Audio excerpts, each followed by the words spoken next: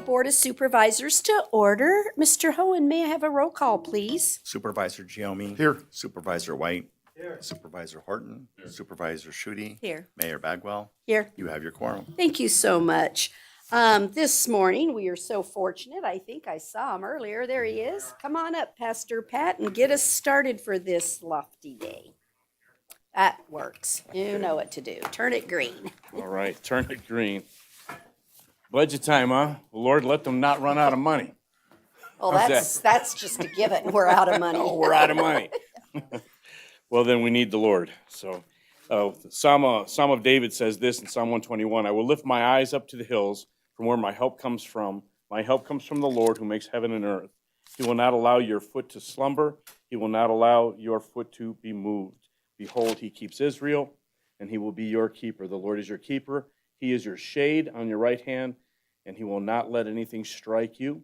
The Lord shall preserve your goings in and your going out from this day forevermore.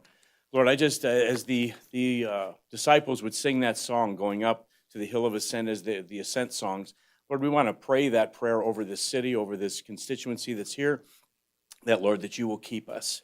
You will not allow our foot to slumber. Lord, you will be our protection.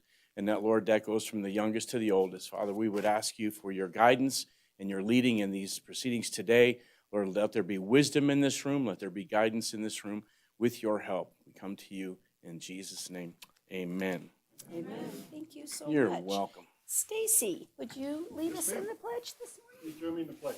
I Pledge allegiance to the flag of the United States of America and to the republic for which it stands, one nation, under God, indivisible, with liberty and justice for all. Thank you so much.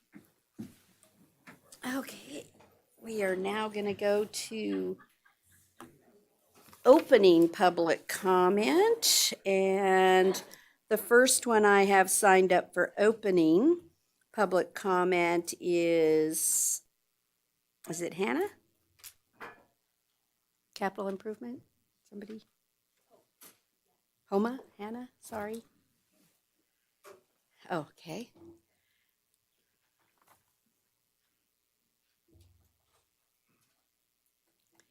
Good morning. Good morning. For the record, my name is Homa Sayar, H-O-M-A, last name S-A-Y-Y-A-R.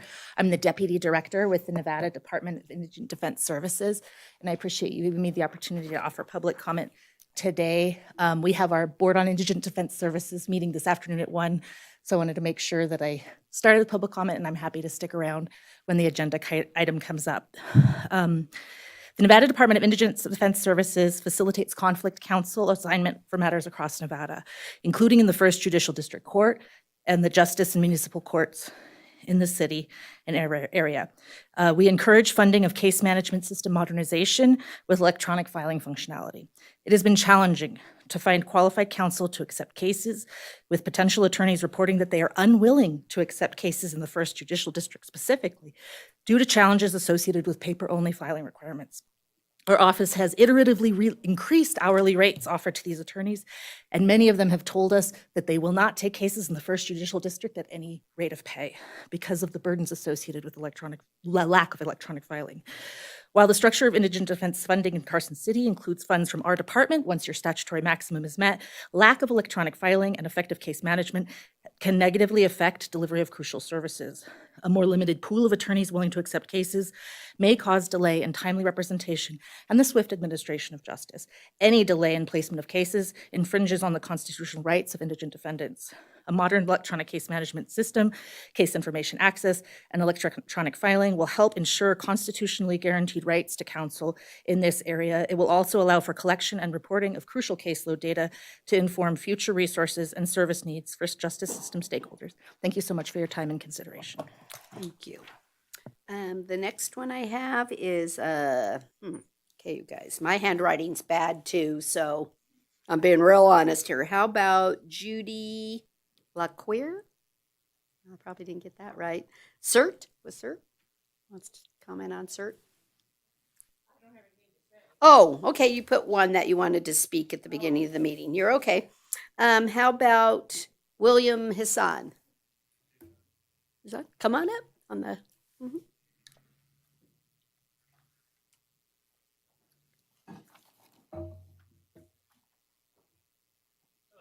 Hello. Green. Okay. Go. Hello. For the record, my name is William Hickson, Higson, and I'm a resident here in Carson City, Nevada. And I'm here to speak on the agenda item 11A. Carson, so first of all, hello, members of City Council.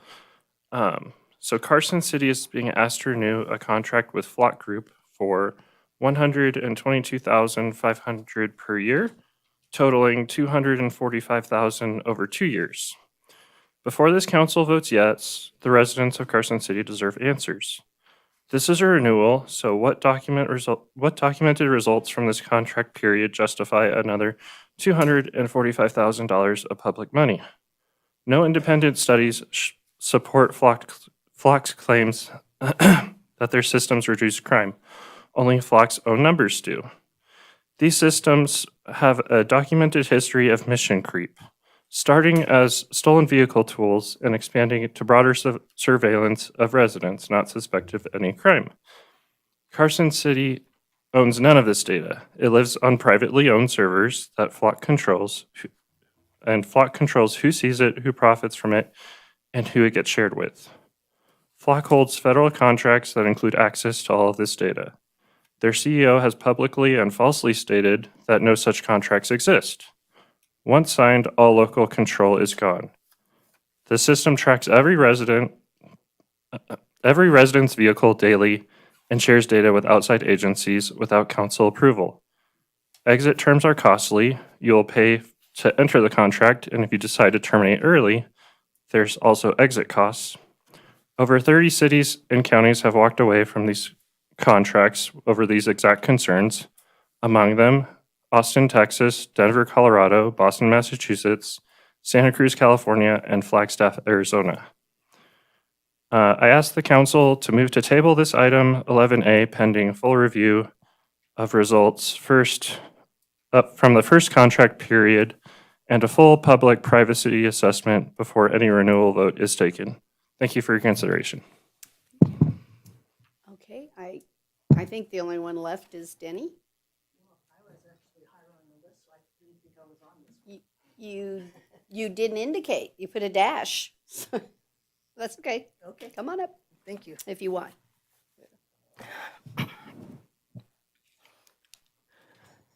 Denny French, Carson City. You'll notice that my hat is off, and in this case, I've thrown it into the ring. This is on just to protect my bald head from the lights, but usually the hat's on to protect my eyes. The deal is that I'd like to bring up the Arbor Day considerations and the fact, and with this consideration that the tree loss in this community is dire to me. The habitats that it gave up, the shade, the other environmental considerations, and in my understanding, most was due, whether for disease or such, was basically neglect. Neglect to keep an eye on them. And I've talked to both individuals as far as the Parks and Recreations and Public Works, and Darren Schultz has suggested that they're working to make sure they coordinate their efforts on the trees so that they can be better monitored and overseen. And I appreciate the fact that this budget doesn't have an arborist consideration on it, but I would suggest that we do need one. The next thing I'd like to bring up is 11A. I had a very brief bit on here, but that's a huge contract, and if it's not putting out what it suggests, it's like yourself, Mayor, have suggested that some of these charities, if we're going to be giving them the bits of money that we do have, they have to provide a suggestion of what their services are and how they've related to the community's population. At this time, they're trying to comply with you on that because they do need those funds, and I'm not discouraging that. In fact, I'd like to see that fund area raised so that more people could be touched with it. I also had an opportunity coming in, just observation, Pastor Pat, I hope he doesn't mind, I can't pronounce his last name well, but I suggested that Nights Off the Street, while a wonderful program, I went to their flannels and freeze, or freeze and flannel. Right now it's freeze without flannel. But the deal is I'd like them to consider the days that are cold regardless of the time periods. It's not a set time for us as far as weather. So thank you very much. Thank you. Do I have anyone else that didn't get on the sign-in list? Oh, hi. I knew I recognized that little. She insisted on giving public comment with me. So we'll see how this goes. Hi, my name is Kelsey Penrose. I am a professor at WNC for English. Myself and a couple of my colleagues and people that I've strong-armed into helping me, we are launching a nonprofit for kids. We have launched a nonprofit. I need to actually start believing that it exists. But we are having a pilot program at the end of this month, starting April 27th. It's for 5 weeks. It's at the BAC. We are hosting workshops taught by local professionals and experts for kids ages 2 to 18. They're broken up into different age groups. We've got really, really cool stuff coming. We've got everything from toddler gardening to apocalyptic response, which is a fancy way of saying first aid and CPR, but in a way that kids will actually think it's cool. We've also got small business marketing for teenagers and everything in between. We've got a lot of funding. Shouldn't say a lot. We've got funding available for partial and full scholarships to make sure that it's accessible for every family. Typically, the cost is $40 per workshop, but we know that not every family can afford that. So we have funding available. So I would just like to let you guys know what we're doing. We've also got some free events happening. I've strong-armed the mayor and the sheriff into giving behind-the-scenes tours of City Hall and the sheriff's office. And we've got some other stuff in the works as well. So please tell people so that we can get kids signed up and bring them some cool academic enrichment. Part of it also is that accessibility to mental health care for kids is extremely difficult in this town, but also nationwide. I know you're doing so good. And so we have social emotional skill building groups that are taught by licensed therapists.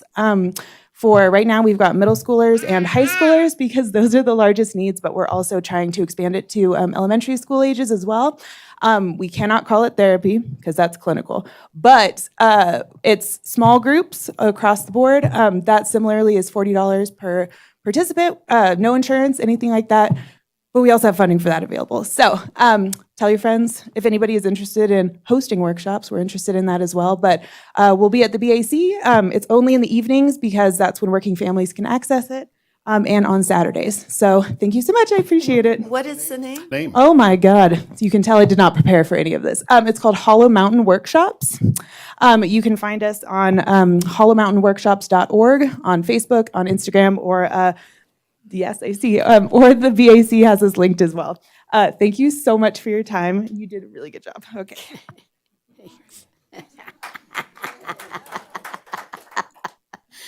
Do I have anyone else? Oh, come on up, Jeremy. I'll switch you to the beginning. Uh-huh. There we go. My name is Jeremy Russell, for the record. Good to see you, Kansas City Council. Hope you're staying warm. I'm wearing the Quality Leering hoodie to bring attention to some fraud I've uncovered in city limits here in Carson City. The United States Postal Service has instituted a policy that is stealing money from apartment renters in this city.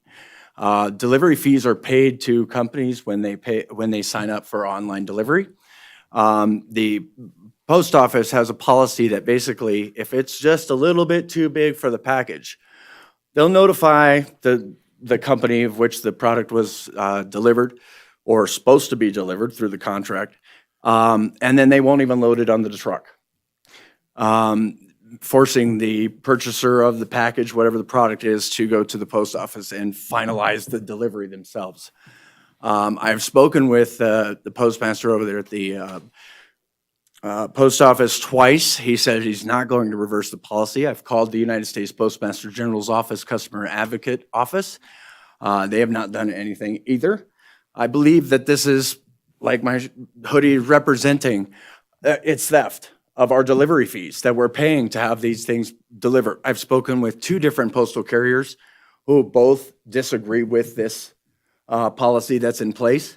So I just wanted to make it known that these delivery fees, if you're an apartment renter here in Carson City, our delivery fees are being stolen from us. And I view it no different, even though it's small little amounts here, $6 there, $12 there. It's no different than the $9 billion of fraud in Minnesota. It's the same. When does it stop? If a company can do that at the small level on an individual basis, it becomes great. And so I just want to make this known and aware. And thank you for your time. Appreciate it. Thank you. Okay. Do I have anyone else? Lucia?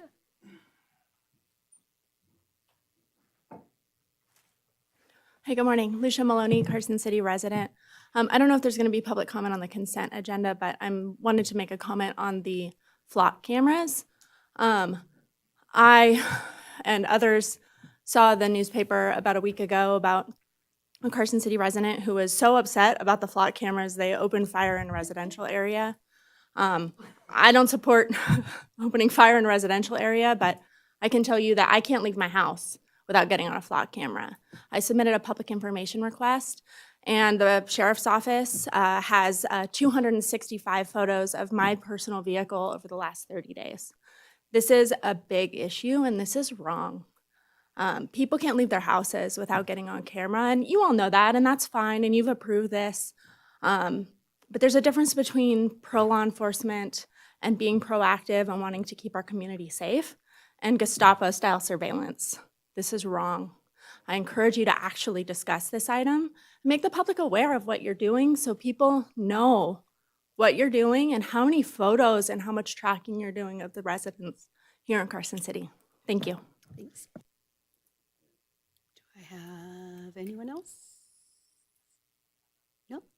Okay, I'll close the opening public comment then and move on to our approval of minutes of March 19th, 2026. Do I have any corrections or updates to that? If not, Supervisor Giomi, a motion, please. Move to approve the Carson City Board of Supervisors meeting minutes from the 19th of March, 2026 as presented. I have a motion and a second for approval. All those in favor, please say aye. Aye. Any opposed, say no. Let the record reflect it was unanimous. Thank you. We're now on to our special presentations. So if you would join me on the floor, I would appreciate that. And we have a little bit of a few of them to do today.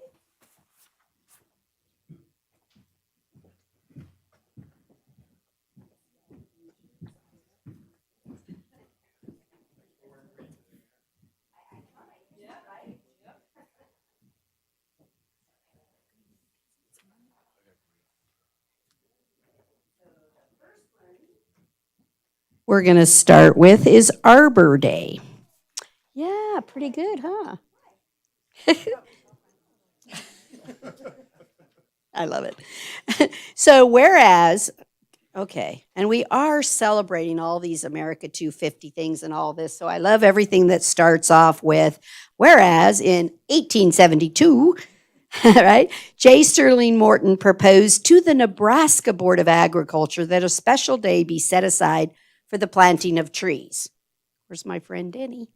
Right? So this is the proclamation for that. Whereas this holiday called Arbor Day was first observed with the planting of more than 1 million trees in Nebraska.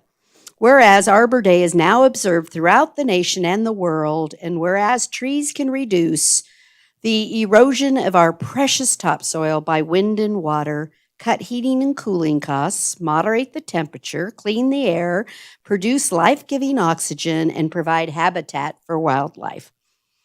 And whereas trees are a renewable resource giving us paper, wood for our homes, fuels for our fires, and countless other wood products. Whereas trees in our city increase property values, enhance the economic vitality of business areas, and, yes, beautify your community. Isn't that what a tree does? That's my favorite part, right? Now, therefore, I, Lori Bagwell, Mayor of Carson City, Nevada, do hereby proclaim Friday, April 24th, 2026 as Arbor Day in Carson City. I urge all citizens to support efforts to care for our trees and woodlands and to support our city's community forestry program. Further, I urge all citizens to plant trees to gladden the hearts and promote well-being of present and future generations. Yeah. Do we have any? Yeah. Thank you, Mayor. I'm Jennifer Budge, the Parks and Recreation Director. This year for Arbor Day, we are going to be planting trees at Ronald D. Wilson Park on April 24th, which is great. It's a wonderful community park, and we're also going to be doing a staff training for tree care and planting, so a great opportunity to make sure that our staff is taking proper care of our trees, but also beautifying that neighborhood. So thank you so much. Yeah, so come out and join. Okay, then we're going to do a proclamation for Nevada Dark Sky Week. Oh, each one individual? No, let's do it. Let's do it. One for each, right? Okay, we're going to be doing a lot of picture taking. Okay.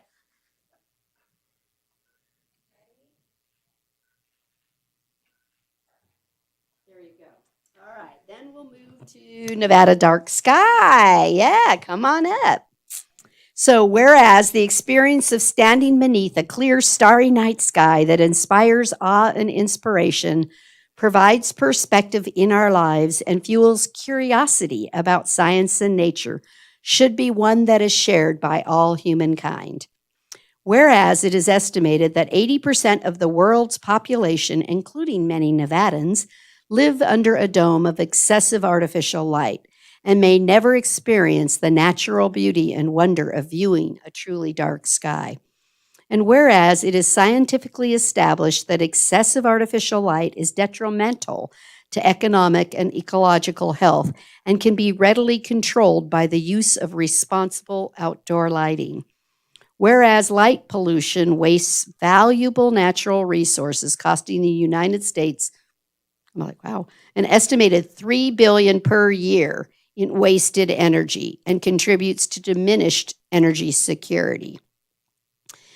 Whereas Nevada is home to some of the most stunning and pristine dark skies in the world, including 2 areas recognized by Dark Sky International: Massacre Rim, a dark sky sanctuary, and Great Basin National Park, a dark sky park, which both offer breathtaking views of the cosmos and help fuel astrotourism in the state that benefits urban and rural communities.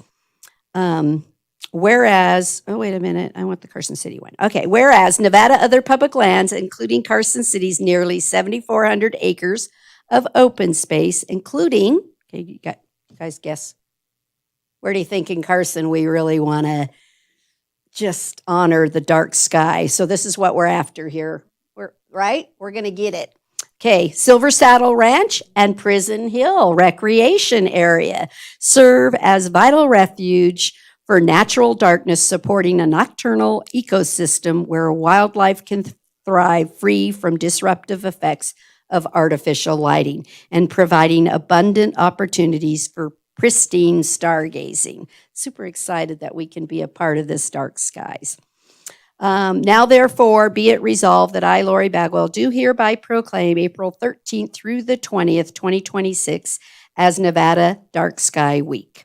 And we invite each resident to join us in observing Nevada Dark Sky Week and learning about light pollution to raise awareness and support for protecting our precious dark skies. You guys want to say anything neat about what you're trying to do to get us a dark sky? Yeah. Good morning. My name is Chelsea Kinchlow. I work with the Division of Outdoor Recreation, and through SB 52, we oversee a state Starry Sky certification program. We are the first state in the nation to do this, which is very cool. And joining Carson, we have 5 other communities who did proclamations for International Dark Sky Week. So this is my second proclamation I've been at this week. But we're just very excited that Carson City takes their lighting ordinances very seriously. We have some really amazing dark skies here, and we're just excited to keep working with Carson City Open Space on getting Prison Hill and Silver Saddle Ranch certified under this program. So thanks. No, All right. just say we can do it. Oh, we can do it. Let's do that, Lindsay. Come on, we're going to get it done. We're going to do it. Yes, we're very excited. So Silver Saddle and Prison Hill are both already very dark spaces with some very limited lighting swaps at Silver Saddle. We'll be able to make it happen. So it's a project that we are working on. So yeah. All right, thanks. Yay.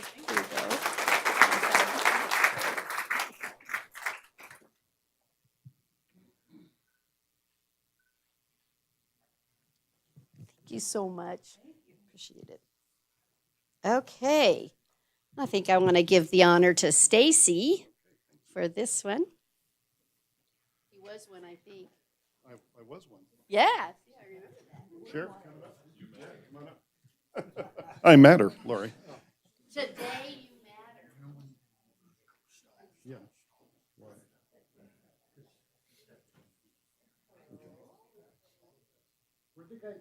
They're trying to get it.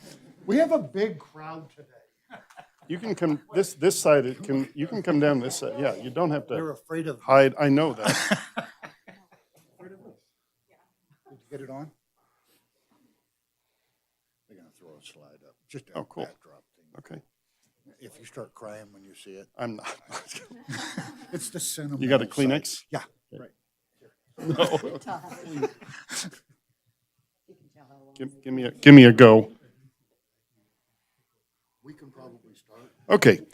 This is a proclamation for National Public Safety Telecommunications Week, whereas emergencies can occur at any time that require police, fire, or emergency medical services, and whereas when an emergency occurs, the prompt response of police officers, firefighters, and paramedics is critical to the protection of life and preservation of property, and whereas the safety of our police officers, firefighters, and paramedics is dependent upon the quality and accuracy of information obtained from citizens who telephone the Carson City Sheriff's Office 911 Communications Center.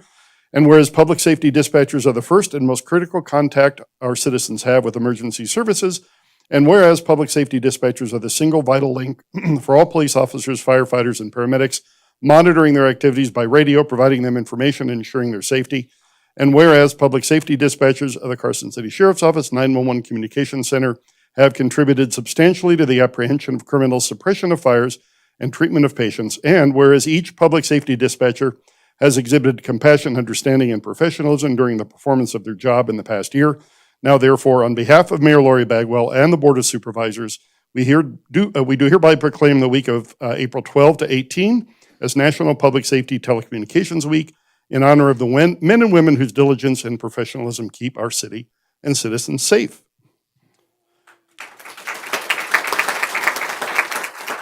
And as a side note, both Sheriff Furlong and I started our public safety career as dispatchers.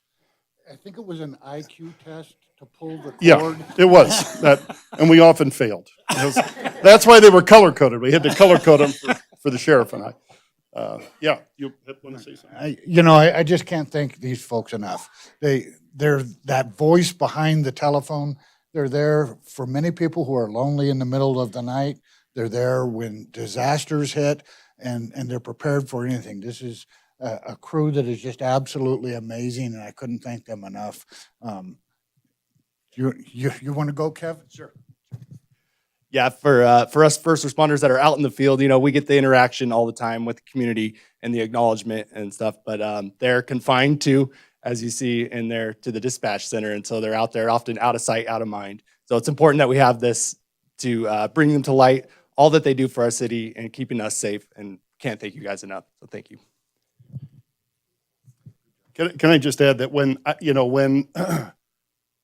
most of the time, unfortunately, the folks in communications know this, they're sort of not thought of, but so this is important to acknowledge them.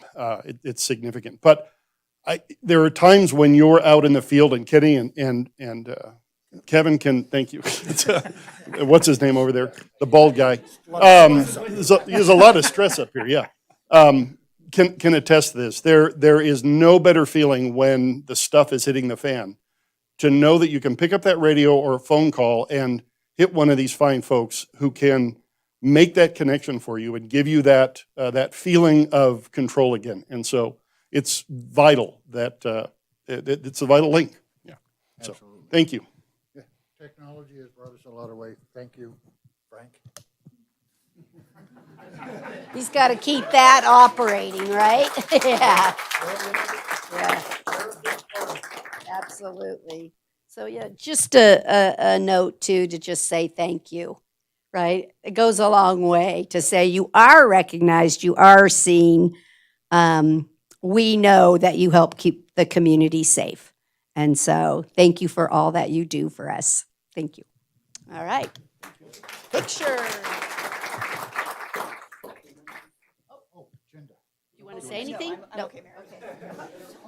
Dispatchers to talk in. I know. Makes no sense.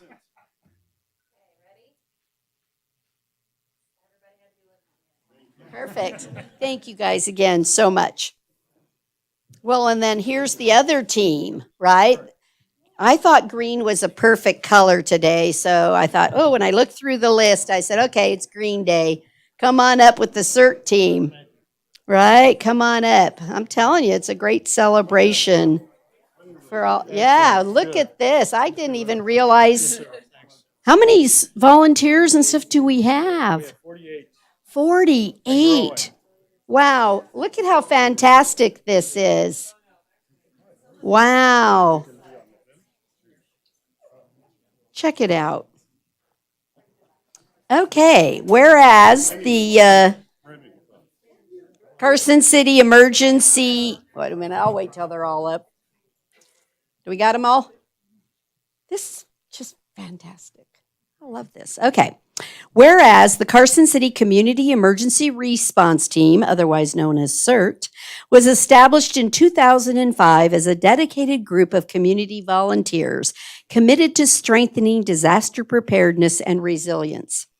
Whereas Carson City CERT regularly provides free training to the community on topics such as disaster preparedness, medical operations, light search and rescue, fire safety, and utility control.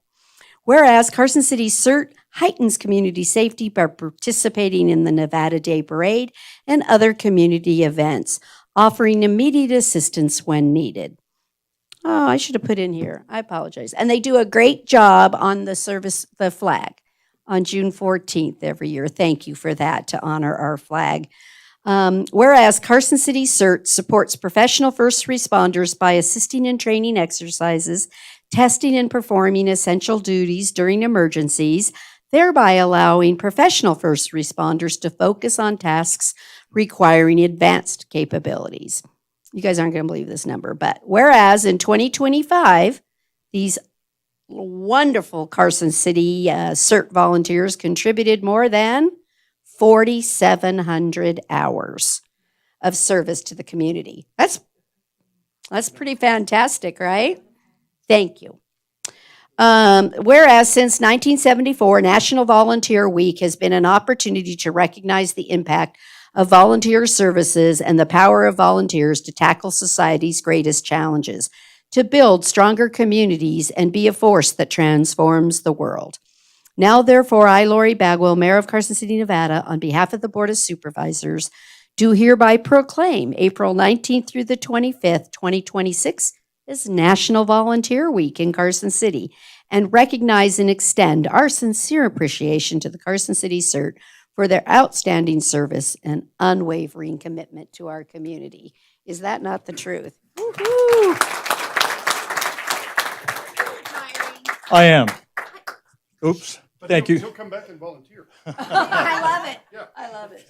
Thank you, Mayor. My name is Serge Duarte. I'm the program manager for CERT, and it's an honor to accept this proclamation on behalf of all our members, many of who are here today.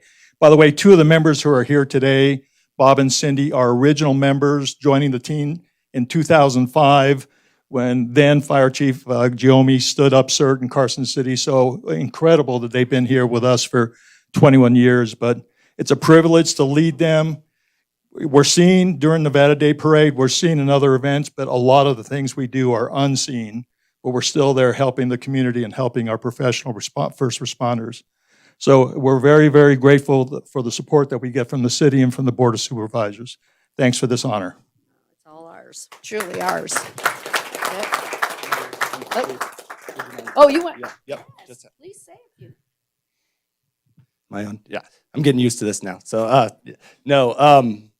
just can't say enough about the CERT team, and we've seen the evidences of what they do in our community. In our evacuation drills, just how much it does take a village to pull off some of these things, and their support is crucial. And we have used them several times just in our fire department trainings, and it just provides that element of realism. And we just can't thank you enough. And Serge, you have taken this team to another level. So I thank you so much for all the work that you have put in to build this team to where it is today. So thank you.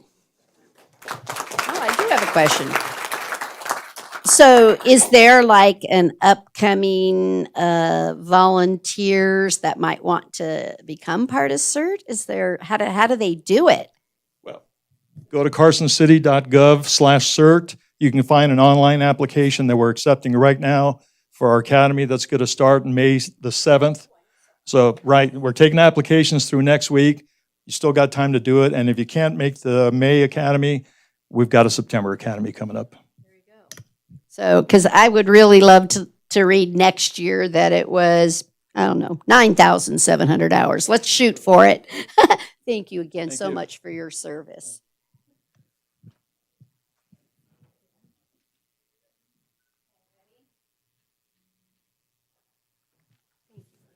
So much for all you do. Thank you very much. Okay, great. Thank you. Okay.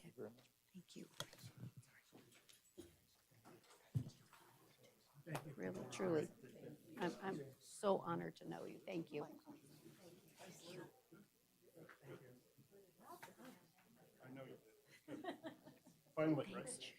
Okay.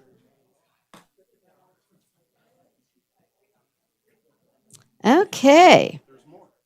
I know, right? I was like, oh boy, I have glasses just in case, but this one's bigger print, so I'm in good shape.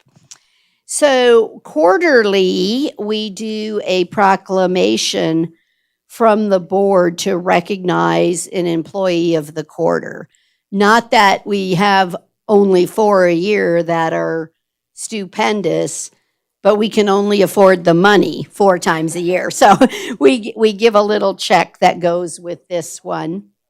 Where's my money helper? Right? Is that the check? Oh, that's all right. I tried to stall there long enough. Yeah. Oh, it's top secret name. Okay. Give her a bad time. So, and maybe the person that nominated here? Well, come on up here, because I think it's important. The thing I love the most about this award is that it comes from the employees, right? That recognize something great a fellow employee did. So it's pretty neat. So let's talk about Danielle Garrett, who works for Alternative Sentencing Supervisor as Employee of the Quarter. Okay, where is Danielle? Oh, you? No, I thought you were the one that nominated. Who nominated Danielle? Get up here. That's the whole idea. Yeah, get up here. Yeah.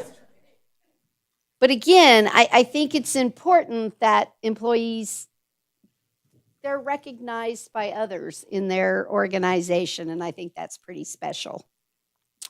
So whereas Carson City's quality of life attracts talented and loyal employees, whereas every day Carson City employees put to use their broad array of skills and expertise with efficiency and integrity for the benefit of everyone in our city. Whereas Carson City values its employees and acknowledges that recognizing employees for their hard work and dedication is critical to the future health and growth of our city. Whereas we owe a substantial debt of gratitude to the Carson City employees and applaud those who go above and beyond in their loyalty and ability. Whereas Danielle's leadership, innovation, and dedication have strengthened departmental operations through successful implementation of the Tyler system, streamlined processes, and professional development, Danielle consistently fosters a positive work environment, builds strong relationships, and demonstrates exceptional initiative and reliability, all while contributing to an efficient government. Now, therefore, I, Lori Bagwell, Mayor of Carson City, celebrate the dedicated accomplishments of Danielle Garrett in serving the community and do hereby proclaim Danielle Garrett to be Employee of the Quarter. Okay, Lisa, give her the money. Give her the money.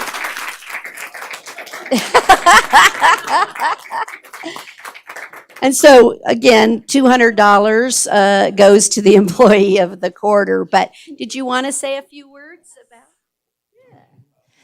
Thank you. Marlena Stone for DAS. The proclamation pretty much summarized all the wonderful things that you do, Danielle, but your dedication to DAS's success is unmatched. So this is so deserving. We are grateful you're part of our team, and I couldn't be happier that you got this. So thank you.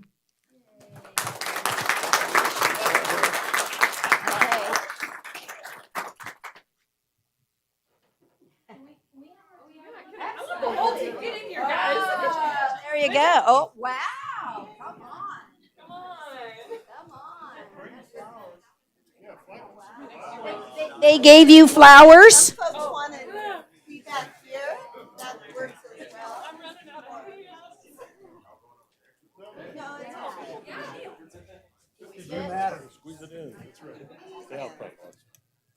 Can you get us in?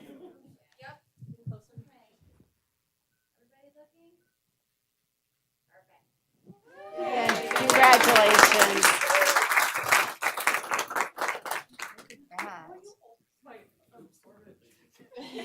It's exorbitant. I love that word.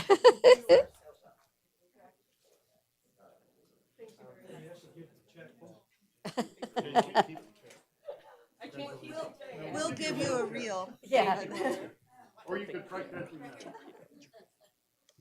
Actually, that might be kind of fun if they walked into the bank going, I won this. Yeah. Okay, if we haven't had enough celebrations, we will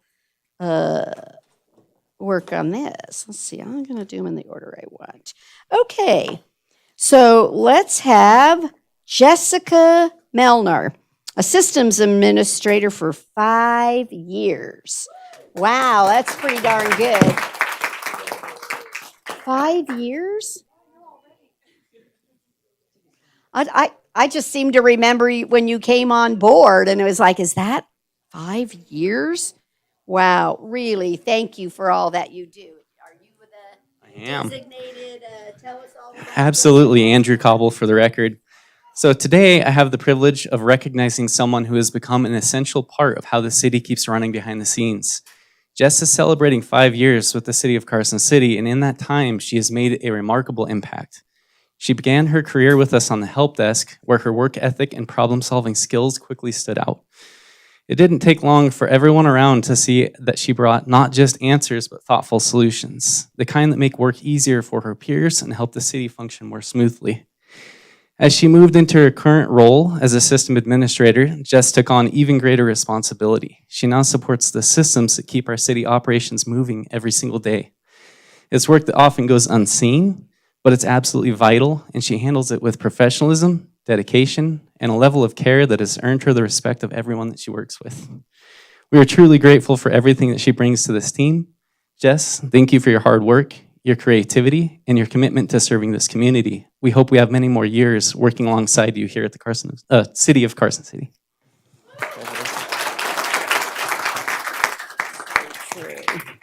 So true. Okay, we also have, with 5 years of service, Alexander Alcantar.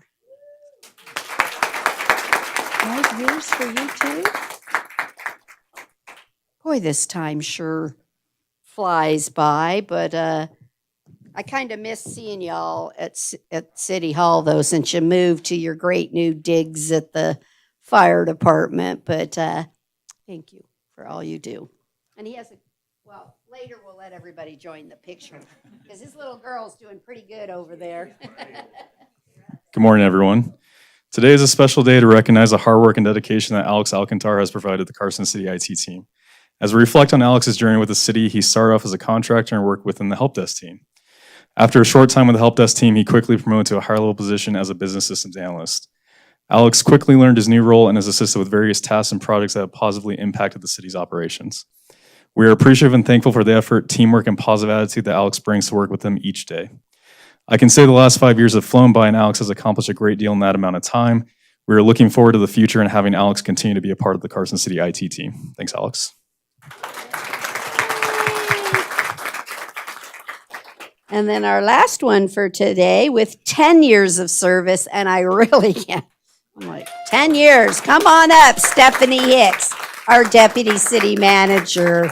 right? I don't know what else any of us could say, but just hoorah. And thank you, right? Been fantastic. And oh yes, 20 more. That's my comment. Uh-oh, I didn't get 20. Do we have to start negotiations? She's our negotiating lady too, so I'm like, we're gonna have to start negotiating that. Thank you, Mayor. As you said, Stephanie's been on the team for 10 years, starting in Public Works, and everything that went on behind the scenes over there for about 3 years was key to the success of Team Carson in the city at large. So the residents have no idea the work you've accomplished behind the scenes, but thank you for that. And if I'm correct, I think the one thing you took out of there and is a key tool for there even today is the asset management program. You initiated that with the team, and we continue to use that today to help make smart decisions where our assets go. So thank you. So about 3 years after that, you stepped up, city manager's office, right? So you took another lead role, strategic plan, the first strategic plan you took on, 22 to 26, I think that one is. So learned a lot from that and came back for more punishment. So you're stepping up again, thank you, and leading the effort this year for fiscal 27-31 strategic plan update, of which the public input thing part just got done. So thank you for that. So a lot of things, I have a whole bunch of notes here about what was accomplished in the last 10 years. I don't want to take up any time other than to say thank you, Stephanie, for your efforts on behalf of Team Carson, the residents at large, and for me personally, thank you for being here the last 9 months. We would not have accomplished what we had without your help in the front office. So thank you and congratulations. Okay, now we move to picture time. So coworkers, family, anybody that would like to just join in the celebration of these fantastic employees. Oh, check that out. We've been giving the courts a bad time that they keep bringing flowers, so that was sweet, very sweet. Those are real. Okay, it's an inside joke. Yes. Come on in. Have we got everybody? Okay. I know she's going to work hard for this one. Yeah, make sure you get to see the cameras. Yeah, I have a cohort for a change, right? That's just the right size. Oh. Oh, she made it the whole way. Come on, we can do it. Daddy, help.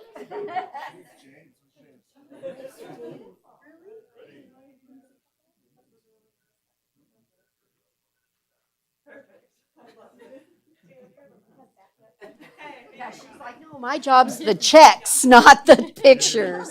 Yay, thank you again so much.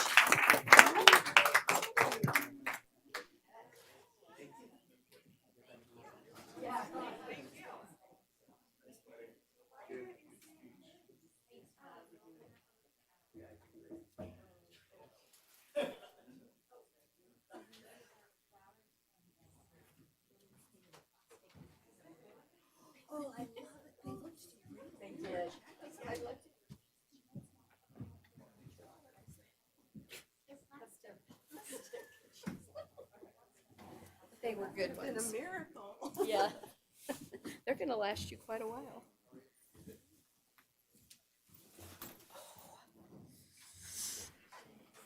Okay, I got all those.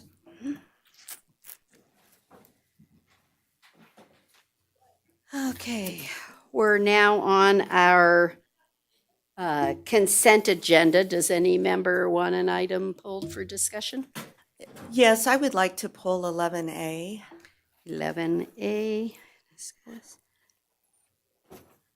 That's it? Okay, I will accept a motion for the consent agenda with the exception of 11A. I move to approve the consent agenda consisting of item 8A, 9A, 9B, 10A, 11B, and 11C, and 12A and 12B. All is presented. I second. I have a motion and a second for approval. All those in favor, please say aye. Aye. Any opposed, say no. Let the record reflect it was unanimous. We'll now move to agenda item 11A to discuss the contract renewal for the Flock Group. Good morning, Sheriff. Good morning, Sheriff Furlong for the record. Thank you for the opportunity to speak with you today. I have a couple of experts that always come with me when we hit high-profile topics, and this is certainly one. Let me begin with this. From a national perspective, if there had been one more camera, would Nancy Guthrie be with us today?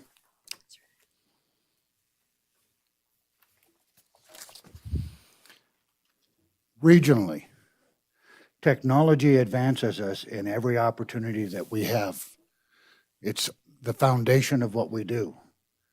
You're sitting at this board and technology is giving you an efficient operation on your computers right there. It allows you information. Those people with the most information usually win. Flock is nothing more than one tool in a tool belt of technology-based information platforms that law enforcement uses across the country. Carson City is probably one of the, at least I consider Carson City to be a leader in technology-based platforms. Many years back, and as a result of a recent conviction, Corey Spurlock came through Carson City and murdered a husband and a wife, and threw their bodies out on the street in Bridgeport, out on the highway. Technology from Carson City is what broke that case open. We have an expectation that law enforcement will do something about the problem. Years ago, 2 ladies down in Douglas County were heinously murdered in their homes. And eventually a husband and wife was murdered up in Washoe County. The technologies that law enforcement uses, those tools in the belt, whether they are a flock camera, an NCIC hit, in any type of platform that we use, is used to protect the victims, not to intrude on other people. Flock does not intrude on people, no more than your camera on your doorbell, no more than the cameras at your bank. It's used to protect victims. And law enforcement uses this tool very conservatively to ensure that the public's privacy is protected. And if there is any weakness in the program, I have asked, Ms. Mayor, that the sheriffs and chiefs take a proactive role in this in the upcoming legislative session so that we can soften those gaps, so that we can make sure that people's privacy is protected. Because I will suggest to you that one of the biggest weaknesses that we have is those tools that law enforcement sometimes uses can be turned against the privacy of people without government or law enforcement's engagement. Yes, I can track my wife's car through the use of government tools. It's ridiculous. I think that we do have an opportunity here, and I have expressed this to the statewide organization of sheriffs and chiefs, that we do look at regulations that strengthen our position and protect the privacy of individuals. Would Nancy Guthrie be here today had there been one more camera? So, Sheriff, for me, I'm really interested in the processes itself. So the cameras are recording activities of vehicles going through intersections, just recording all the time. For you to actually access the information, what is required and how does that happen? I think that for the public, if they understand the process, it may alleviate or reduce their angst. Thank you for bringing that up, Ms. Mayor. I'm going to introduce Sergeant Bentley, who runs our detective division. He really has streamlined, and each of these board members has had the opportunity to come in, see it, see the technology and how it's used. I think that's important for the public to be aware of.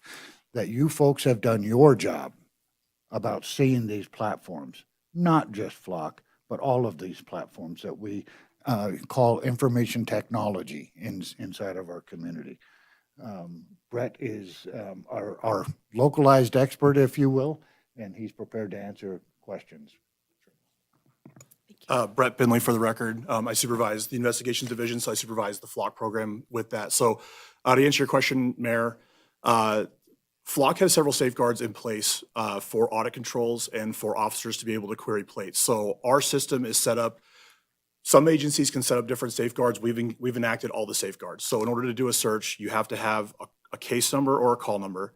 You have to have a law enforcement purpose, and then you have to have an underlying crime that you're investigating. Without entering those three things, you cannot search the system. If you have not received training on being a Flock user, you cannot search the system. If you do not engage in all the security practices that Flock offers like multi-factor authentication, the access controls that we have for every other system that the sheriff mentioned, you cannot search the system. So you have to have law enforcement purpose, you have to have a criminal justice reason behind it, and then you have to have a searchable record to attach to the search.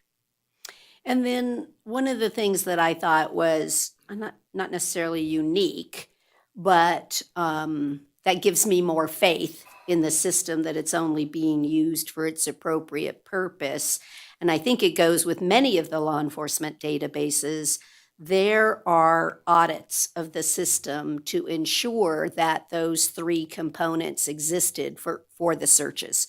And I think that that's like a financial audit or anything else. It's always to double check that the intended purposes or rules are being met. And so you have an annual audit. I mean, right? That really does check it and pull random cases or something and says, okay, yes, all three elements existed. So do you have an audit? We do have an audit process within the policy. It's executed on a regular basis.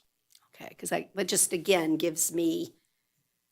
And then maybe I can ask even a different question. If I were to look in the department, how many actually have the certification or the necessary tools that can search? Is that a handful? Is there 10 people, 20 people?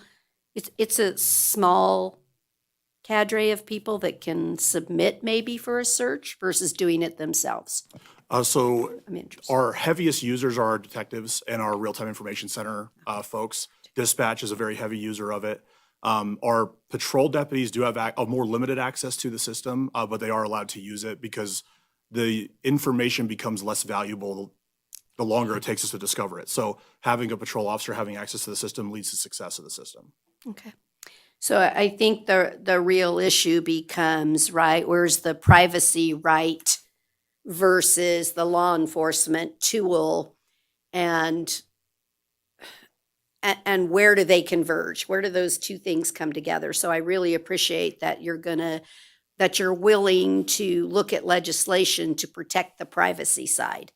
And I think that Carson City does a phenomenal job having the three-way test for anybody to be able to get into the system. But I'd love to see that just as legislation, because the outlying concern is, can Washoe County search our system, or they contact us and we search it? Washoe County can search our system. We share with other agencies in Nevada. So I'm really interested in the legislation that protects across the jurisdictions, that everyone is as vital protectors of privacy, right? That there has to be a case number, there has to be an underlying Right. law enforcement need. I cannot predict the legislature, but I did speak with Representative O'Neill, PK O'Neill, and he did express interest in this topic in the upcoming session, even though he is passing through the torch. Okay. Sheriff, does your association get a BDR? I don't think we have lobbyists, but I don't think we have a BDR. So maybe reach out to NACO. Thank you. NACO gets 5 bills. I don't know where we are on what bills we're looking at yet, but this seems like it's one. I don't know what use Flock has statewide. Do you know how many counties are using Flock? Do you guys, do you have any, Sergeant, any concept? Off the top of my head, there's about 20 agencies that use it. 20 I think agencies. it's about 8 different counties. Don't quote me on that. That's just. So, I mean, NACO usually, yeah. Yeah. You're kind of quoted when you're on the record, yeah. I don't speak with specificity on that. There you go, Approximately. very good. That was pretty good, Ken. I mean, what NACO looks for is bills that are, that have broad appeal across counties. So maybe you can, get me some information or reach out to Amy, who's our current acting executive director, talk to me afterwards. Sergeant, one of the things I think that I know of from my time in public safety is that you talk about an audit, which is sort of an internal audit, but there's also an outside agency that does an audit when you run plates. And I think that's critical for people to know that, you go through this audit annually, if I'm not mistaken, maybe biannually. I don't recall now. It's been a number of years. But so you're looked at by an outside agency because without access through the state, you wouldn't be able to get at those items, NCIC and plates. And so I think it's important for people to know that there is an audit that confirms that you're not just running plates because, somebody cut you off or your Uber driver was poor, Over I'm just going to call it last 20 years for the fun, not to be quoted. Yes, our internal procedures have detected employees violating those rules, and just severe disciplinary action has resulted. Along with that, we do have our federal platforms that require annual auditing. The sheriff's office, to my knowledge, has never failed one of those audits. They are intensive at times, but in each case, and we had Jen here today with our dispatch. She is our TAC, Terminal Agency Coordinator, and those audits are ongoing and continuous all the time, internally and then annually, as Supervisor Jomey has suggested. And I think that's having that knowledge in my mind is critical. And I think the other critical component is that I spoke to counsel, and I'll paraphrase. He's certainly welcome to jump in, but essentially that the use of Flock has not gone before the Nevada Supreme Court. However, there are courts nationwide that have heard this and have upheld the use of Flock, and I think or systems similar to that. And I think that's another component that was important for me to understand, that to put that on a record, officially on the record. Perfect. Supervisor White. Thank you. I too harbor some pretty serious concerns about this kind of a system, as Kenny and Brett and Craig can attest from my questions and from my tour of their control center down there. And as I told them, when I see these sort of systems, 1984 starts bouncing around inside my skull like you can't believe. But I have read this contract. I have toured that system, probably asked more questions than you've ever been asked. One of the concerns that we heard this morning was ownership and the use of that system, where one of the speakers said that we no longer have control, that Flock can do anything with it, with the information that they want. As I read the contract, and as you folks have responded, they can only access customer data, which Carson City is the customer, to provide, maintain, and improve the services. So can you highlight that a little bit? Tell us really what those three words mean and how it restricts Flock from just doing anything they want to do. So in our terms and conditions, Flock can use some of the data that we have in order to, for instance, diagnose how cameras are working, or if they're pointed a correct direction, is there light interference.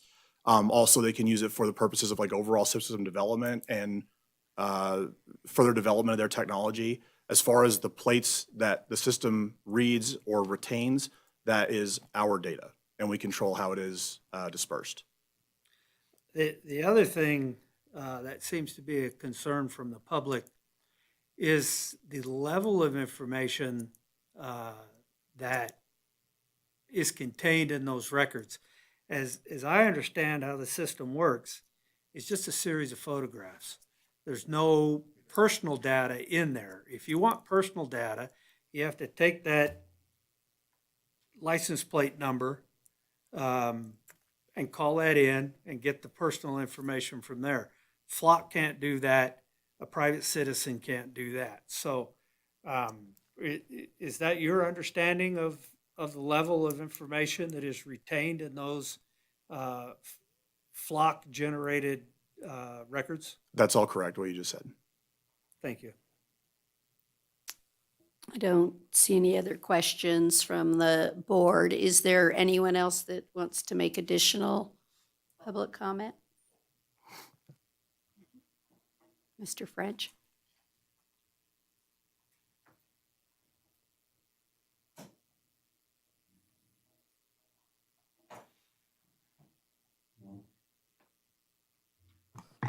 Thank you, Chair. Denny French, Carson City, Nevada. I would love to have heard what those questions were from Supervisor White. He's very thorough in his investigation, so I'm sure that his questions were broad. And mine is that it wasn't anything brought up about facial recognition or then those informations from there. I'm just not secure that there's really a true set response. I mean, legislative end perhaps in the future. As it is now, I just have too many discomforts about it. It's not a preventive as much as, because I don't believe psychologically people are, if they're bound to do something terrible, are worried about the camera. But I do feel in the follow-up investigations it can be very helpful. My concerns are that we're getting overloaded with electronics, period, in this community. And those are an issue for myself personally, for my physical health. But that I just don't feel there's enough safeguards. And then to have people, another group come in. But I am feeling better about the fact that only certain information is supposed to be gone, unless somebody's looking up your license plate and then has access to research the ownership of that vehicle. But I'm just not comfortable with it. And I certainly wasn't comfortable seeing it on the consent form. So thank you, Lisa, for airing that, and thank you for doing your research and that you're feeling comfortable. But I'm not. So I think more work has to be done on this, and I'm glad it was tabled for the moment or put up for vote, but I would rather see it flagged a little bit longer until the community can feel better about it. Thank you. Well, let's be clear. I'm not completely comfortable. No, I didn't mean to infer that, but I agree with you that there are things that I have and that other people have concerns about, and I don't think today has really changed that for me. Thank you. Thank you. Do I have anyone else that? Okay, I'll bring it. Oh, sorry, Supervisor Horton. Brett, could you pop back up for a minute? Just real quick for clarification, if you're doing an investigation, you see a license plate on the still photo from the flock system, and you want to run it, then you have to go through NCIC, CJIS, all those procedures as well, right? Which all have safeguards built into them as well. Is that That's all correct. So there's a dual process. In other words, you need safeguards to get the flock information. There are safeguards for you to then pursue that information, such as a license plate, through the process that you have in place and the federal rules and regulations, right? Yes, sir. Thank you. Supervisor Can you Gioni? also, while you're here, can you also confirm that it's only capturing the license plate? That it's not capturing? Well, go ahead. Tell us. I'm sorry. It does capture an image of the vehicle along with the license plate. Okay, but it's not capturing a image of a person unless it happens to be In the vehicle. in the vehicle. Well, I mean, it's not a frontal view of a person. It's not facial recognition is what I'm getting at. It is not facial recognition. That was I can see an arm hanging out the window or whatever when it's driving by because it's capturing the picture. And it's taking pictures, not Right. video. So incidentally, it could capture a picture of a person, but it is Right. not designed for that and is not facial recognition. Okay, I'll bring it back up here then. Thank you so much. For a motion, a discussion further. Supervisor Shooty. Well, I'm comfortable in renewing the contract. I appreciate the discussion on the record. I think it's really important that the community understands the why, the what, the how, what this system does, what it doesn't do, and its purpose. And I appreciate the conversation, the questions, the dialogue, and the emphasis on making sure that this is used strictly for its purpose, that there isn't the mission creep, if you will. So thank you. Okay. Anybody else? Motion, Supervisor Giomi. I move to approve and authorize the sheriff to sign the contract renewal as presented. I second. I have a motion and a second. All those in favor, please say aye. Aye. Any opposed, say no. Let the record reflect it was unanimous. Thank you. And maybe sometime, I see Sherry back there. We have an internal auditor that sometimes we look for different departments or different things to review. Potentially, we can just have a validation of their audit, sometimes, or something of that nature. So just as an added layer of protection for everyone. So just a thought. Thank you so much. Okay, we're now going to go on to agenda item 14A, which is discussion and action to fill an open space advisory committee, partial one. Let's see. Stacy, may I have your disclosure, please? Yes, ma'am. Yeah. As soon as I can get it going here. NRS 281A.420 requires me to disclose a conflict of interest and abstain from voting when I have a disqualifying conflict. In addition to my position as a Carson City Supervisor, I'm also an appointed member of the Board of Directors for the Carson Water Subconservancy District as a representative of Carson City for the purpose of developing regional planning and management solutions for the Carson River watershed. Brenda Hunt is the Watershed Program Manager for the Subconservancy District. As a director for the Subconservancy District, I do vote on budget matters that could include employee salaries, but that is part of a routine procedural course of action. I do not directly oversee Ms. Hunt, nor do I have any involvement in her day-to-day work, job performance, hiring, or firing for that position. In this circumstance, I do not believe that I have a commitment to Ms. Hunt in a private capacity, and my independence of judgment is not materially affected by my acquaintance with her through our concurrent involvement with the Subconservancy District. I make this disclosure for full transparency, but I do not have a disqualifying conflict, and I will be voting on this matter. Thank you so much. Supervisor Shooty, your disclosure, please. Ditto, Is it yeah. ditto? Yeah. NRS 281A.420 requires me to disclose a conflict of interest and abstain from voting when I have a disqualifying conflict. In addition to my position as a Carson City Supervisor, I am also an appointed member of the Board of Directors for the Carson Water Subconservancy District as a representative of Carson City for the purpose of developing regional planning and management solutions for the Carson River watershed. Brenda Hunt is a Watershed Program Manager for the Subconservancy District. As a director for the Subconservancy District, I do vote on budget matters that could include employee salaries, but that is part of a routine procedural course of action. I do not directly oversee Ms. Hunt and do not have any involvement in her day-to-day work, job performance, or hiring or firing at that position. In this circumstance, I do not believe that I have a commitment to Ms. Hunt in a private capacity through our concurrent involvement with the Subconservancy. Additionally, I am in the Carson City Rotary Club with Gary Collins. While I am acquainted with Mr. Collins, I do not have a commitment in the private capacity to him. I make these disclosures for full transparency, but my independence of judgment is not materially affected in either circumstance, and therefore, because I do not have a disqualifying conflict, I will be voting on this matter. Thank you so much. Okay, it's my turn. Half ditto and half ditto, right? Okay. NRS 281A.420 requires me to disclose a conflict of interest and abstain from voting when I have a disqualifying conflict.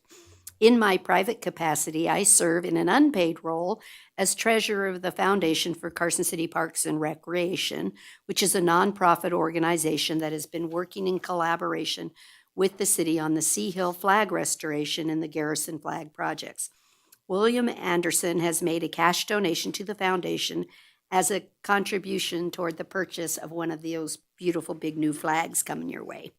I do not have a pecuniary interest in any capacity with respect to the flag projects, and I do not have a commitment in a private capacity to Mr. Anderson.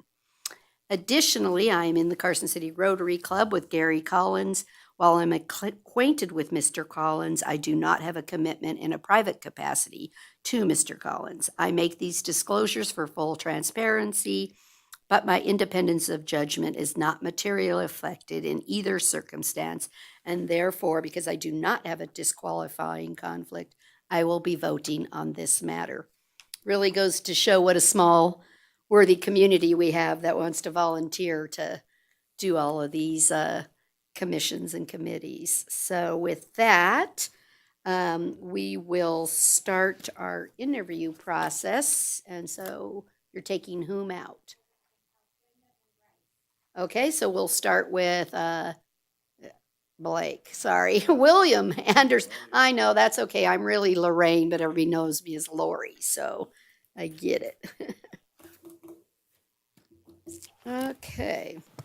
So, you've never been through the process for appointments? Not this process, no. Oh, we're gonna have fun with you. No. But it is William Blake Anderson. I go by Blake, legal name William, middle name Blake. There you go, right?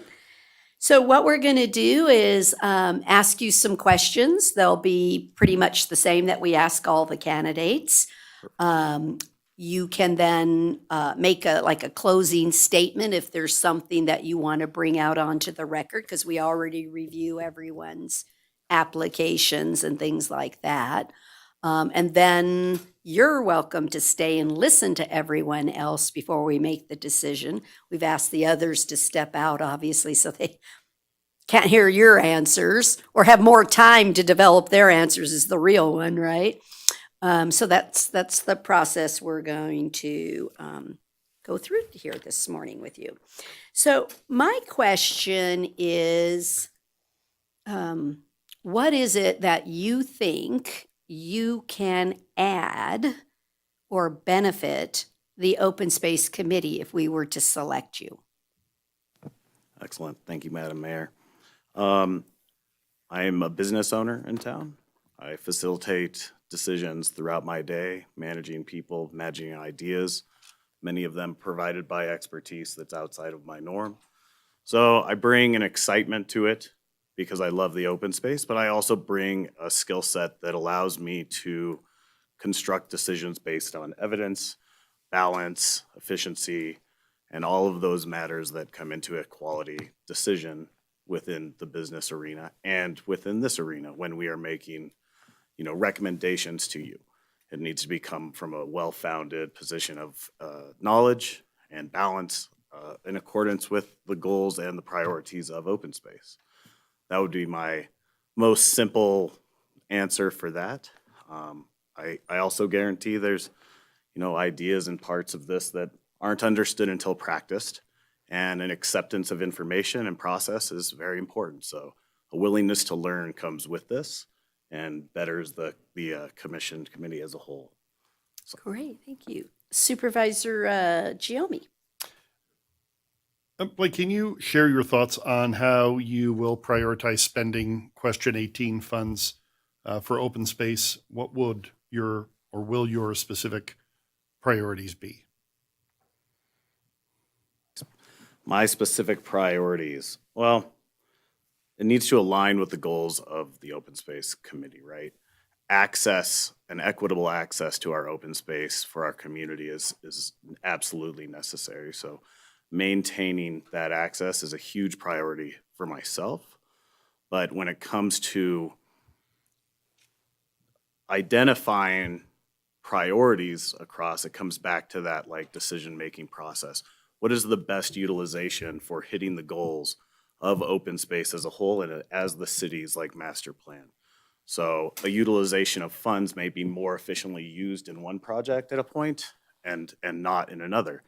And back to the point where I would rely on the expertise of our city employees, our contracted professionals to help align that decision and help me make that decision or make that decision as the group, right? Thank you. Supervisor White? Morning, Blake. So, kind of a two-part question. Where do you think we are in the life expectancy of question 18? And do you think there are any adjustments we should make at this point? Just making notes, making sure I get both parts. The life of 18, so 1997, 18 comes in, 0.25% of sales. Started with the development of the pool, right? Well, the bond measure came after that. So we had this period of growth with immediate priorities, and then an accumulation of land has seemed to be the priority since then. I believe I've learned that some of the priorities have shifted from that accumulation of land to a focus sometimes on water rights, but also on the proper maintenance of the assets that we have. I was just in observing the open space committees, I've come across that as seemed to be a focus.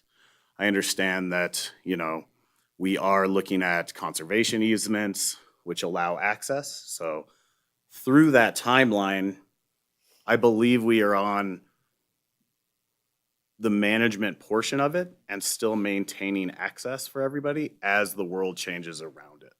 I imagine that water rights and access to water and connectivity of water through open space corridors is important. I think that was seen when we had the Moffett adjustments come across, where they were building and needed to create the water containment for the building going out there. So they worked on the Moffett part. So obviously a priority there. I don't believe any spending came from that though. So a little bit hard to associate that to 18. That would be my straight answer. You know, 18 has grown from accumulating now into maintaining and nurturing our resources and allowing access to passive activity. Thank you. Yeah, thank you. Supervisor Horton? Good morning, Blake. How you doing?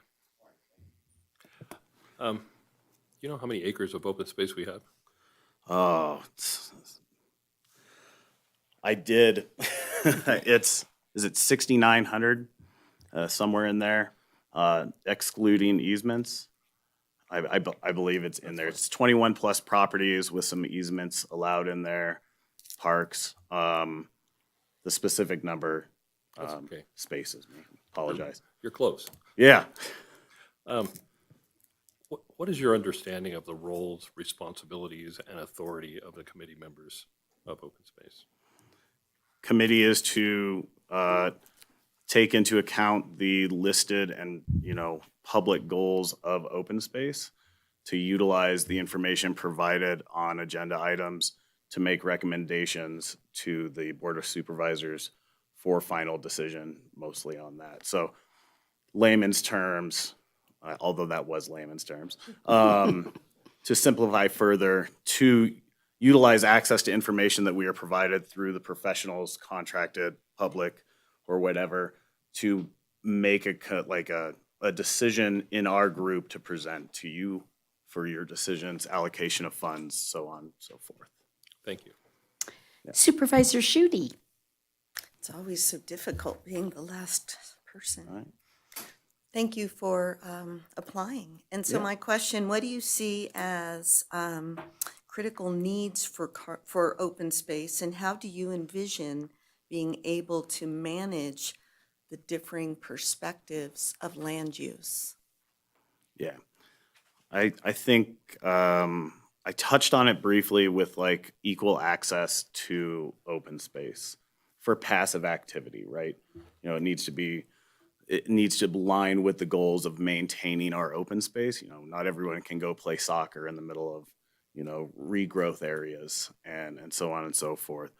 But people are going to have different perspectives, different ideas, but internalizing different goals for access to open space and trying to understand them firmly and thoroughly before making a judgment is important, because we want to allow access for all of our constituency, all of our community. We want them to be able to find the growth and opportunity that I found in growing on open space, and that my children find going to the river and learning about currents. Like, it should be for everybody, but it needs to align with back to the goals of the open space and the master plan there for Carson City and their open space program. We can't forget that. Thank you. Yep. Okay, so now you have an opportunity just to address us as why pick Blake. Absolutely. I utilize the parks. I'm passionate about parks, recreation. I'm a Carson resident. I have a 3-year-old and a 5-year-old. We're hikers, we're bikers. We love it. I grew up with it. I see the value that open space can bring, not only from the family level, but also for being a part of the bigger picture that makes Carson great. Let's attract those like tourism dollars. Let's attract those people that find value in the resources that we have. I think it really adds to the bigger picture of Carson City. And I believe that I can bring a different perspective and some exuberance and excitement to the committee, a willingness to learn. I think all of those factors will allow me to be greatly successful in this role. Thank you again so much for applying, and you're welcome to, like I said, stay and listen to the interviews of the other candidates, and Thank then you. we'll make our selection. Thank you very much. I appreciate your time. Okay, thanks. Brenda, come on up.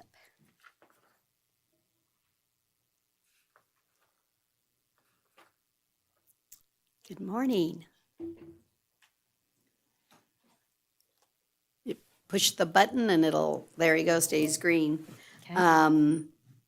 So we'll ask you a series of questions, and then you can make like a closing argument as the why Brenda, and then you're welcome to stay and listen to the final candidate that's going to come, and then the board will make its decision. So we'll just start off with thank you for applying, and we know how much fun it is to do public interviews. Yeah. But it takes great community members to be willing to do that. So we'll start off with just a huge thank you.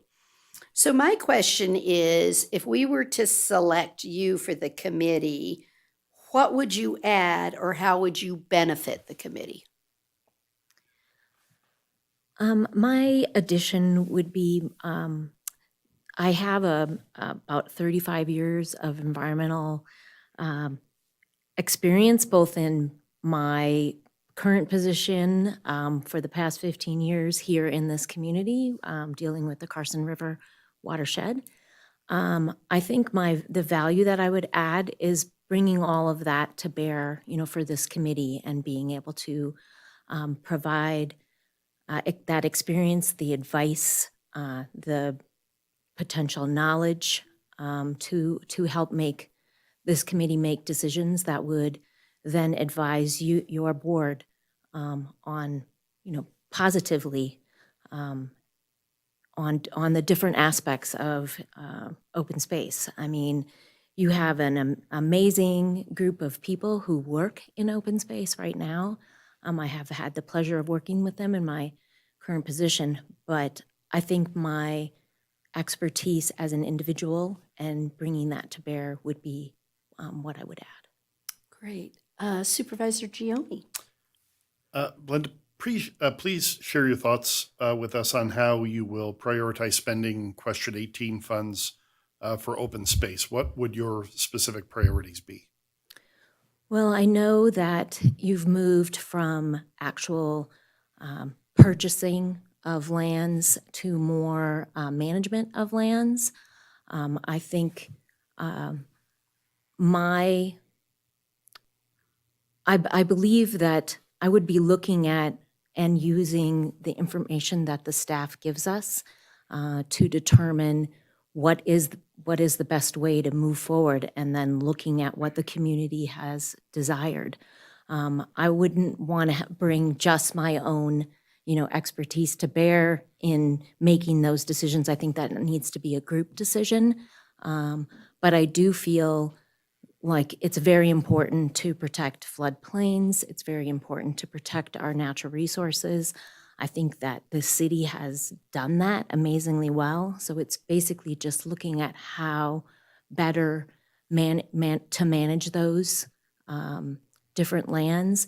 And then when there are opportunities to add to those open spaces or to corridors, I think that would be where you would want to prioritize land purchases.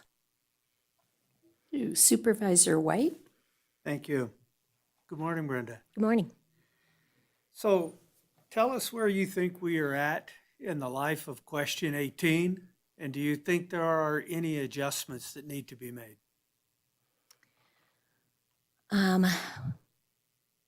Where we're at is, I think this is the 30-year anniversary of the Quality of Life Initiative.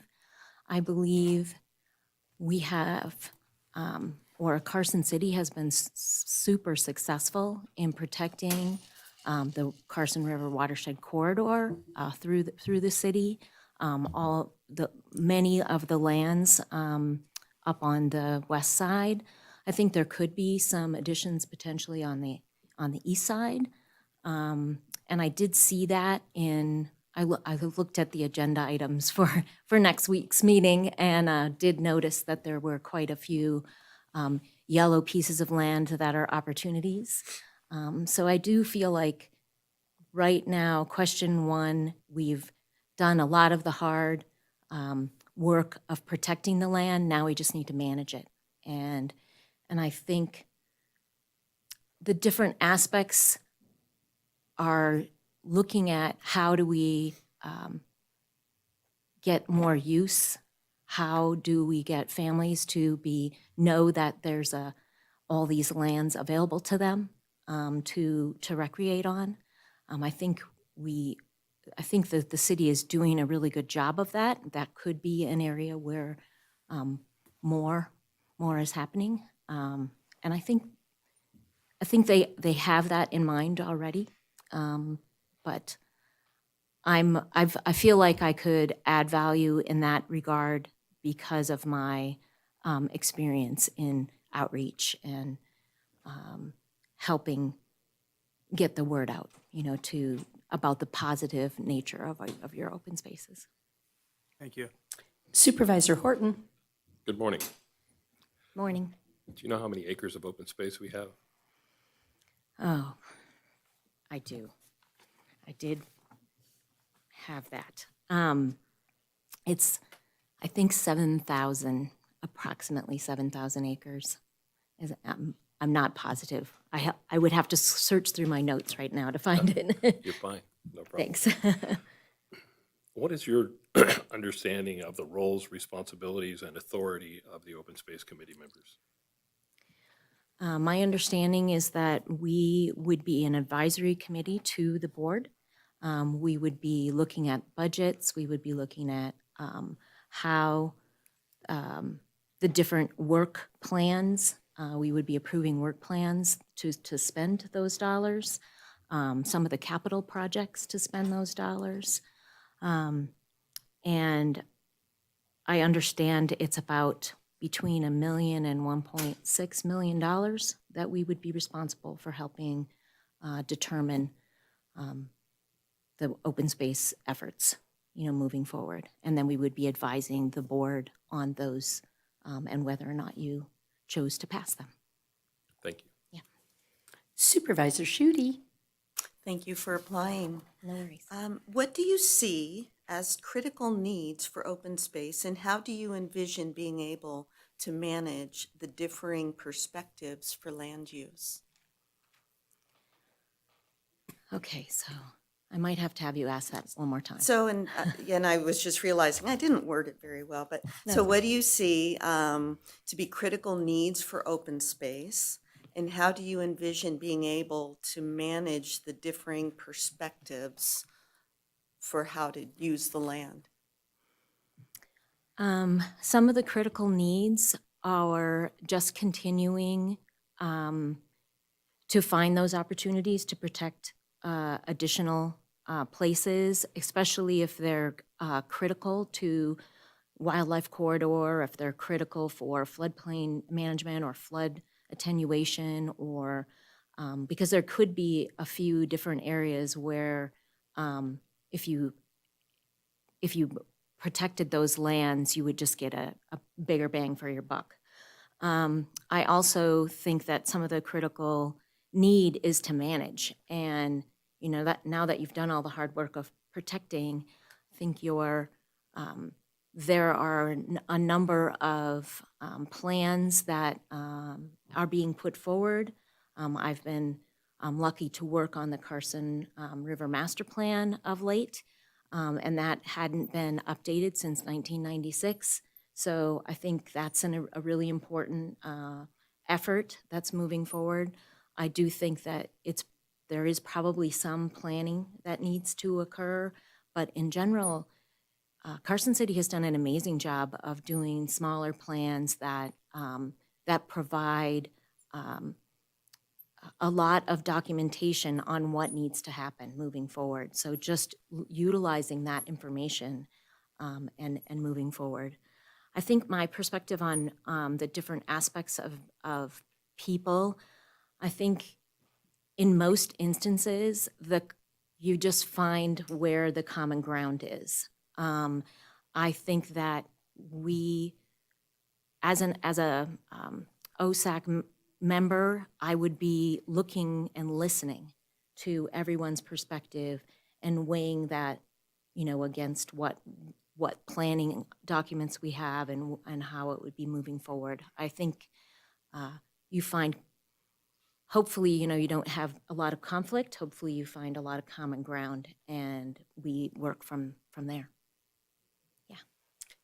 Well, now's your opportunity to tell us why we should pick Brenda. Pick me. I think I have a big picture view of things. I am I look at the details, but I definitely see how things interrelate. And I think that could make me very valuable. I don't necessarily think like a lot of other people. I'm not very narrow in my focus. I'm very broad-minded, and I like to see how, I look at integrated management and how can we add value, or where are the synergistic things happening between parks and open space, between, health and open space, between a lot of different things. So I think I bring that to the table. Okay. Well, again, thank you so very much for applying and interviewing this morning, and you're welcome to stay in the audience and listen to our final interview, and then we'll make our selection. Thank you very Thank much. you. Okay, we have Bryce Collins? Is it Colleen's? Colleen's, I just realized that, sorry. Right.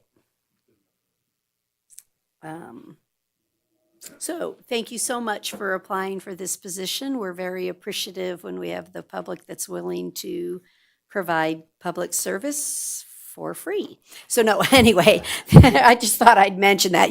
There's no pay. But yeah, thank you so very much. So the process is we'll ask you a series of questions. And then since you're the last interview, then we, as the board, will make a decision on who we'll appoint to this. All right. So my question for you is, if we were to select you for this position, what is it that you would add or benefit to the committee?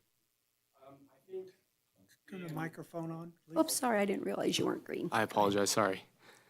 I think being born and raised here, I have a real commitment to our community and seeing what happens here. Also, I feel like I can represent an underserved demographic, which is young families in town, as I have 2 young children that I'm raising here. Other than that, I think I can bring a unique perspective to the board as I'm a licensed professional engineer in Nevada. And I think sometimes that can help a board make a tough technical decision. Great, thank you. Supervisor Giomi.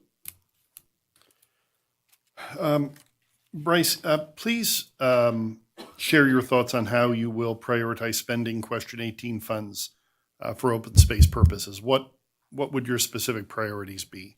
I'm unfamiliar with Question 18. I'm sorry. Okay, thank you. Supervisor White. Thank you. Morning, Bryce. Good morning. I think I know the answer to this question. Where are we at in the life of Question 18, and do you think there are any adjustments that need to be made? Yeah, again, apologize. I'm unfamiliar. Thank you. Supervisor Horton. Good morning. Good morning. Do you know how many acres of open space we have? I do not know off the top of my head. Thank Okay. you. No problem. What is your understanding of the roles, responsibilities, and authority of the Open Space Board members? In my personal opinion, I believe that the Open Space Commission is the steward of the open land in Carson City, responsible for making recommendations to the Planning Commission on how we see responsible development going forward. Thank you. Supervisor Schutte. Hello, and thank you for applying. Hello. My question is, what do you see to be critical needs for open space, and how do you envision being able to manage the differing perspectives for land use? Again, kind of what I was saying previously, thank you for your question. I believe that the most important thing is responsible development of our open space. Carson City is kind of a unique town where we have all this open space for the public to use. You know, we have a great trail network, and I think that's very important to, one, maintain, and two, expand upon. And I think, you know, there are different opinions within the community of what the best use is for our most precious resource, which is open space. And as a public servant for my career, I believe that, you know, our job is to be the steward of whatever the resource is. And in this capacity, it would be the open space. And so it's not your decision that you're making, it's the public's decision, and you need to be a voice for the public, no matter what that is. Thank you.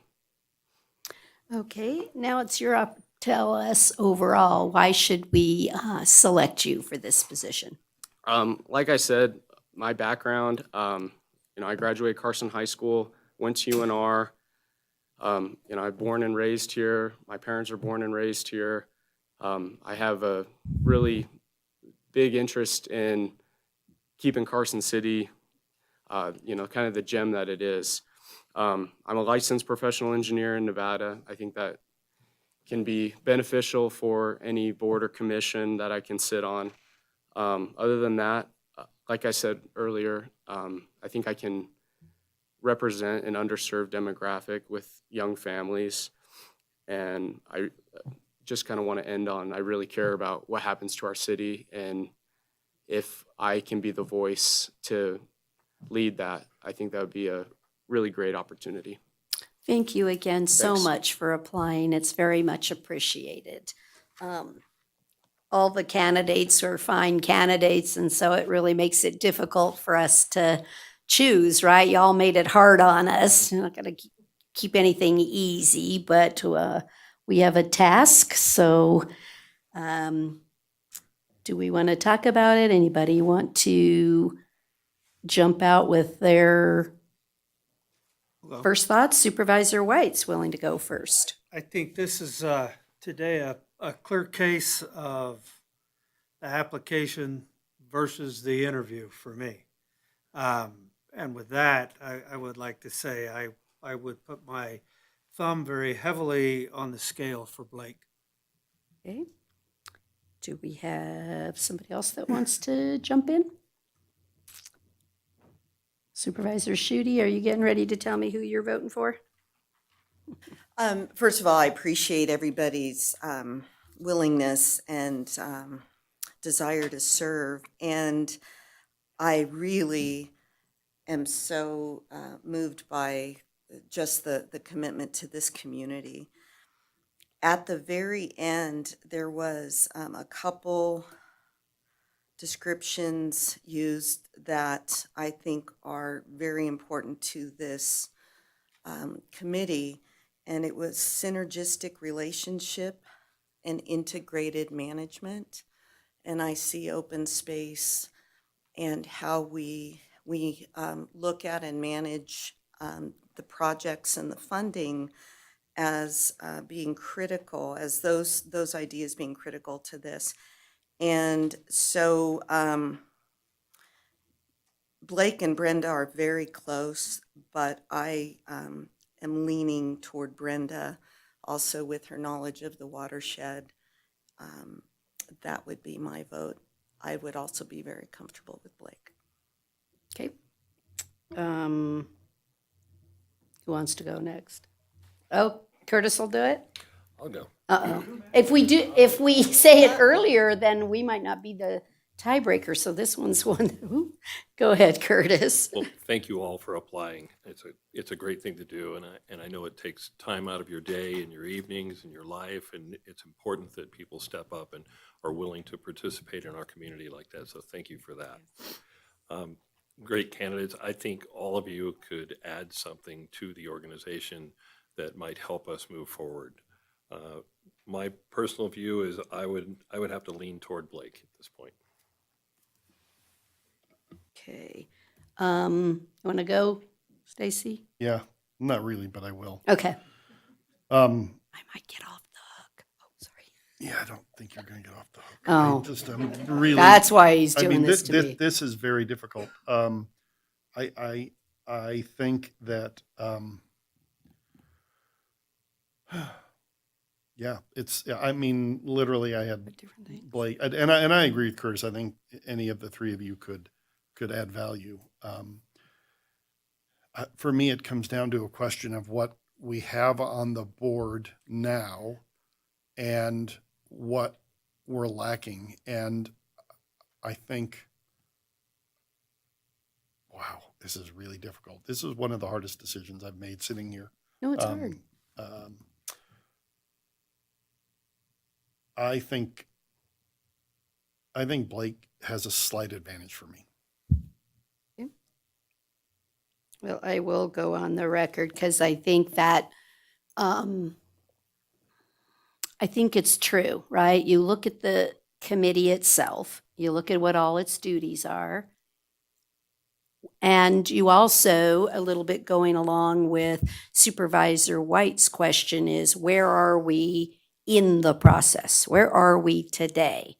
So when I'm looking to fill the position, it's what can I add to the committee that propels me to the next stage of where we're at, right? Or what can a committee member bring that I don't think a staff perspective is there, right? Because sometimes I think staff is hyper-focused on an issue that they're trying to bring forward, and rightfully so, right? So sometimes you need a board member to go, woohoo, what about X, right? And then everybody goes, oh, what about that? You know, so I always look to where am I in the process?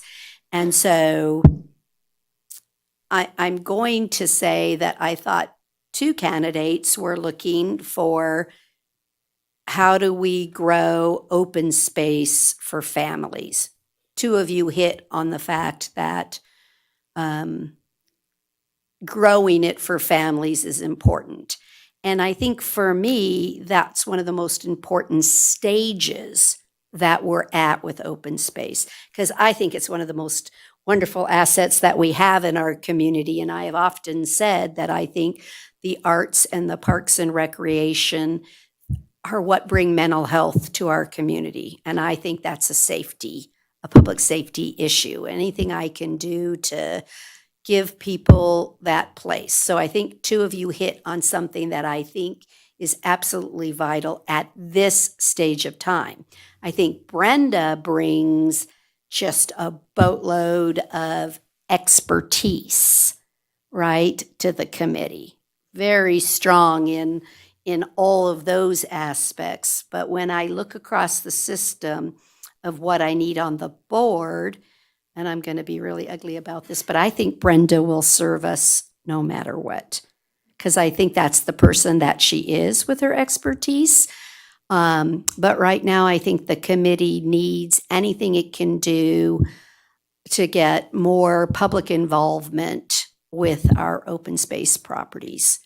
So I think two of you really hit that well. And then I think that Blake, though, answered some additional questions besides that component that leans it to Blake. So I'm going to vote for Blake also.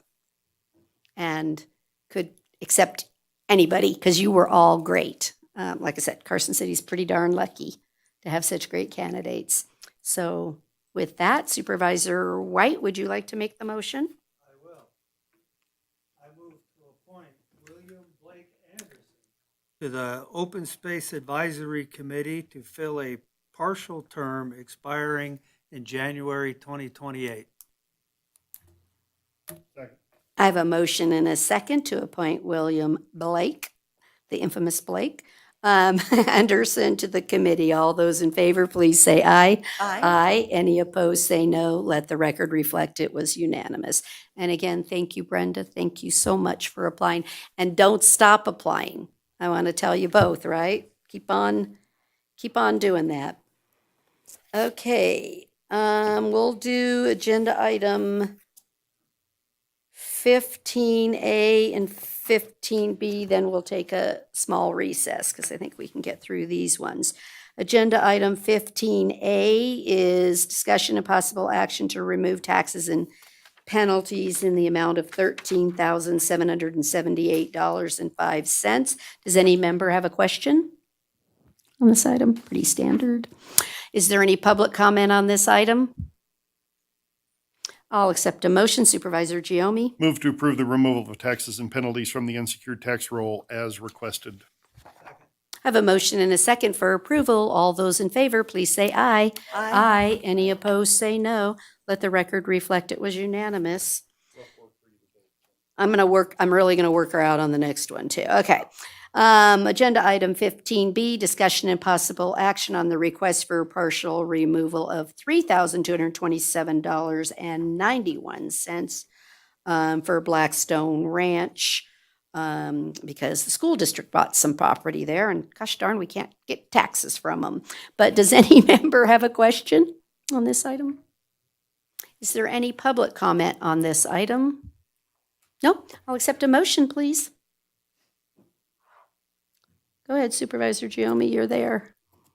I move to approve the partial removal of real property taxes and the issuance of a refund as requested.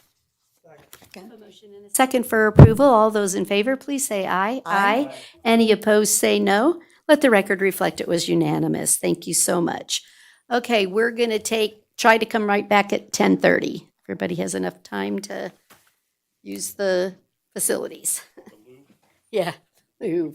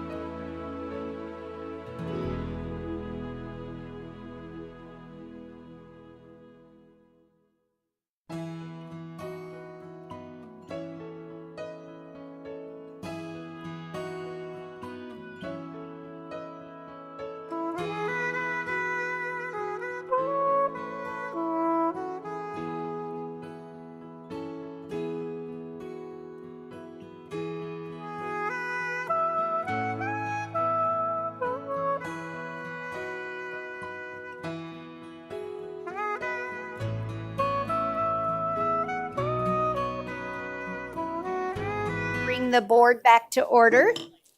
We're now going to continue with agenda item 16A. This is discussion and possible action on our tentative budget and our supplemental requests, and the processes that we're going to go through to get to a final budget. But Curtis, your turn for a disclosure, please. Right, I didn't want to get left out. Good old NRS 281A 420 requires me to disclose a conflict and abstain from voting when I have a disqualifying conflict. This agenda item is for the proposed Carson City fiscal year 2027 tentative budget, which includes the general fund, special revenue fund, enterprise fund, and all other budgeted funds in the city. My two sons are employed by the city as firefighters, and their salaries are funded by the general fund. While I do have a familial relationship, this agenda item is a routine procedural matter for the broader purpose of taking action on the city's overall budget, and my son's salaries are being considered along with other employee salaries in the aggregate. There is no discussion specific to my son's individual salaries, nor is there any discussion specifically related to their employee positions. Additionally, Nevada's ethics laws give appropriate deference to the public policy of the state, which favor the rights of the public official to perform the duties for which the public official was elected or appointed, and to vote because abstention disrupts the normal course of representative government. Since abstention is only required in clear cases where there is an independence of judgment of a reasonable person, in my situation would be materially affected, and I do not believe that to be the case because this agenda matter concerns broad policy considerations related to the budgetary issues as a whole. I make this disclosure for full transparency, but will be voting.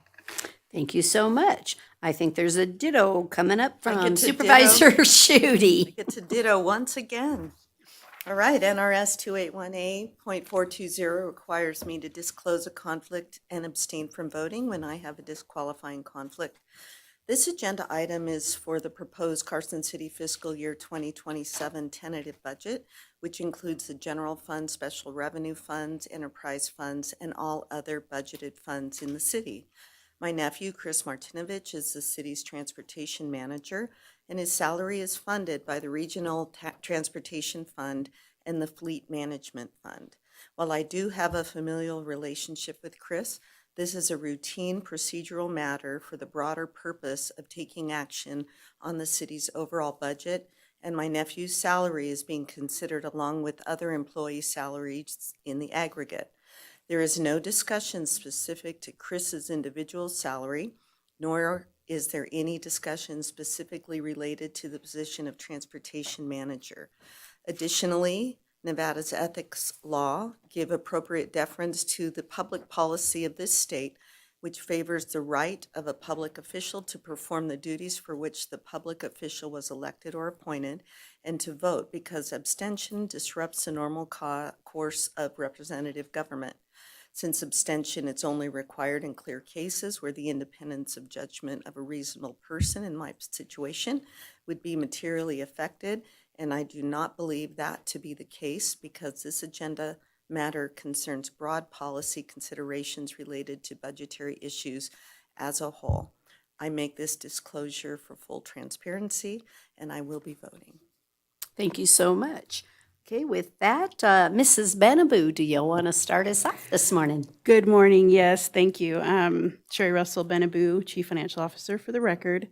So first I want to start off, there was an error on the staff report.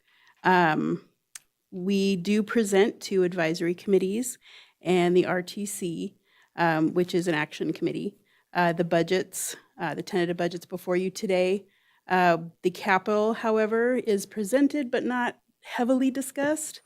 So they did not actually give advice on the capital plan. However, the capital plan is strictly approved by the Board of Supervisors. So even if they did make a recommendation, you have every right to change that recommendation as the board. So I just wanted to point out it is in the last paragraph of the background. That was an error on my part. And thank you, Mr. White, for letting us know and getting that on the record.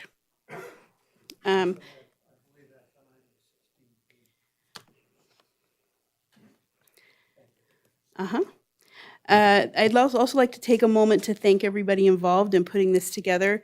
The finance staff works late nights, and we present to various boards and commissions. We actually start working on this in December, so it's definitely not thrown together. We do the assumptions we bring you in February, and I can't thank enough the departments that heavily get involved with this. The more information, the better this document is, and the departments really care and do get involved. And that information is truly priceless. So I want to thank the departments. And then I also want to talk about the tentative budget. So the tentative budget was required to be filed with the state yesterday. It only includes contractual increases from our bargaining units. There's a few state contracts that, like Child Protective Services, who we have an agreement with. If those are increased, we include those in the tentative budget as well. But really, it's very baseline. We do not have any of the supplementals, and very little of the capital is included. If it's a restricted fund, we do include the capital, but it can be changed based on what happens and what's approved here today. So with that, I'll jump into this presentation. The first two slides are just a broad overview of all 43 funds. So it includes enterprise funds and governmental type funds. The revenue of those funds, the biggest piece of the pie there is intergovernmental revenue, and that includes our consolidated taxes. It includes some state pass-through dollars, federal, state, and local grants. We did increase this by about 2% for 2027. For 26, we left it as the same as for the budget, and that was discussed when we did the assumptions in February. I have no change to that as of today. And then there's charges for services is another big category. It's broken out into three separate pieces of this pie: the enterprise fund, or enterprise, which is our utility funds, ambulance, cemetery, and then building permits. And then our internal service charge funds, those are internal services for the rest of the city, such as fleet, insurance, workers' comp. And then there's other charges for services there than the purple, and that is our consolidated plan, landfill, health department charges for their environmental review. So those are all those little charges there. And then property taxes is another big piece there, the blue. And that, as stated on the record when we did the assumptions in February, is a 5.5% increase from prior year. And that's really all I need to talk about there, unless anybody has any questions. Please stop me if you have any questions. I'm happy to answer them along the way. The next slide is the expenditure summary. And public safety, as always, is the biggest piece of the pie. This includes fire, ambulance, sheriff, juvenile probation detention, the 911 surcharge, our alternative sentencing, as well as other public safety grants. And then the general government there is all of our city hall departments, extraordinary maintenance, there's capital projects. So again, this is all the funds, not just the general fund. And then the utilities is the third largest there: water, sewer, stormwater. Those are all of our largest expenditures there. I will point out, just because it's weird, sanitation is the landfill, just for public and anybody who isn't aware. The next slide is really a recap of the previous two slides. That's where I got the information. And a couple of people pointed out, oh my God, expenses exceed revenues. Yes, they do, and they always do. If you look in the audited year 2025, they do not. There's actually a large amount rolling forward from that year, $124,000 that will be spent mostly in 2026. But we did have some undesignated that we'll be spending on capital that we purposely rolled forward to 2027. And so 2027 beginning fund balance is $34,600,000. By the end of that is $6.2 million. Again, this is all of our funds. So $16.2 million. So again, this is all of our funds. This is actually just a snapshot of what is in our actual budget document. It's page 240 of your packet. And page 241, you'll see the beginning and ending fund balances that I'm talking about. So we're not insolvent. We have money to do this. I just wanted to point that out on the record. Sherry, Yes. is this one a required state form? Yes, it is. And it's really sad they don't put beginning and ending fund balance on it, so it doesn't look like you're They negative do. spending. It's just on 2 pages, Yes, and I mean, it's this is their already form. small, so It's their I was form. trying to make it legible, and it is their form, yes. Okay, thank you. So now I want to focus in on the general fund because this is all of our operation funds. So I already talked about most of the revenues of this. There is an increase in revenues of 3.4% projected for 2027. That's property taxes of 5.5%, and then a 2% increase in C-tax. Those haven't changed since the assumptions. Right now, we're sitting at about a 2.3% increase for 26 in the C-tax. So that I left at 0 for 26, so that we have a little cushion there to get us through the rest of the year. Unfortunately, with the war going on, there's a lot of uncertainty right now.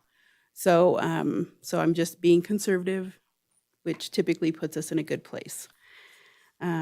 Charges for services has a 4.6% increase. That's mostly the cost allocation plan. This next slide, I always present this. It's just 10 years of our revenues, and you can see they're very consistent. The only one in the naked eye that I could really see a difference in was the little blue one at the top. That's miscellaneous revenue, and that's interest earnings and mostly interest earnings and wildland reimbursements, which again, it depends on what the market's doing and how many fires are going on in the area. So that does fluctuate, but the rest of them you can see are very consistent. This is my favorite slide. I really like to show this. This is our most volatile source of revenue, the consolidated taxes. And this goes back 20 years, so prior to the Great Recession. And I mean, historically, every 10 years you have a correction in the markets. So this is terrifying for most accountants because we haven't had a correction.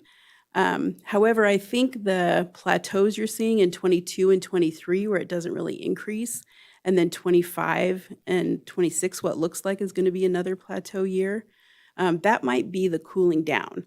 I think I reported to you last year that because of the industrial park out in Story County, we were projected, Northern Nevada was projected to not really have a downturn, but more of a plateau. And I think we might be seeing that here, hopefully, and we'll start increasing again.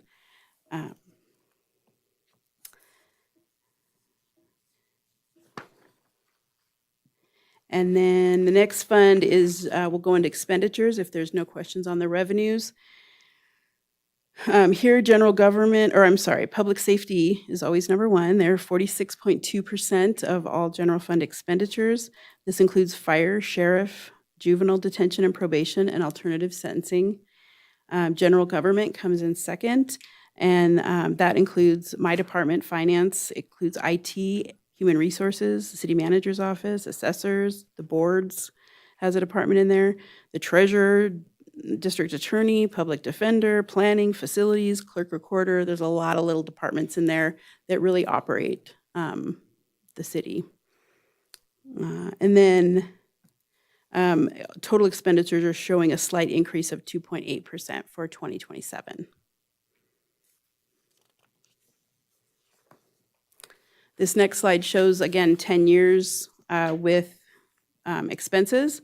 And again, you can see we're very consistent from year to year on how we spend our money. The only difference here would be the little red piece at the top, which is not there for 26 and 27. That's our community support. And that was basically the CSSG grant, which is moved to the Indigent Defense, or Indigent Support Fund. Supplemental Indigent Fund. Oh my God, I'm sorry. So that money is still budgeted. It is still available. We're moving forward with the program now. It's just not in the general fund. So that's why the little red piece is gone at the top.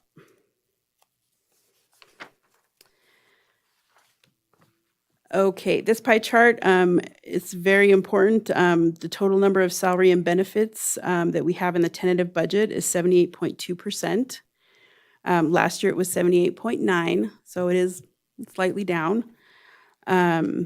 If all the supplementals are improved as is, and we'll talk about that in a minute, but I think we'll be at about 77.6%, so it'll go down a little more.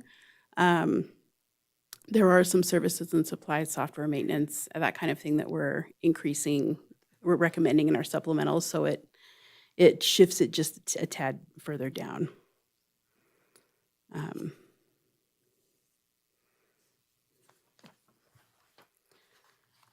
The next slide is about our general fund employees. And, you know, I was happy to report for years, because I think it was 21 years or something that we went forward and we were under what we had in before the Great Recession in 2026, or 18 years. Unfortunately, we have exceeded that number now, but we have taken on the Public Defender's Office. We have a new fire station. And interestingly enough, two employees were funded by grants back in 2006. We have over 60 now that are funded by grants. So that's a big part of the increase as well.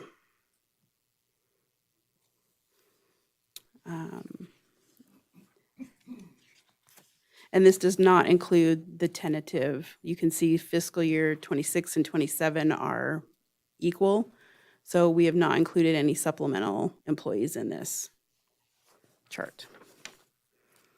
This next chart shows the revenues and expenses. Just revenues are green, expenses are red. There's always a gap, and there always should be a gap so that we can pay for our capital. We also need to keep that rainy day fund balance intact. And then you can see there's a little higher in 2021, and that was the CARES Act. So the CARES Act gave us some extra revenue and really reduced expenses. So that was a little bigger gap year there. This next slide is pretty much just a written explanation of what I just talked about.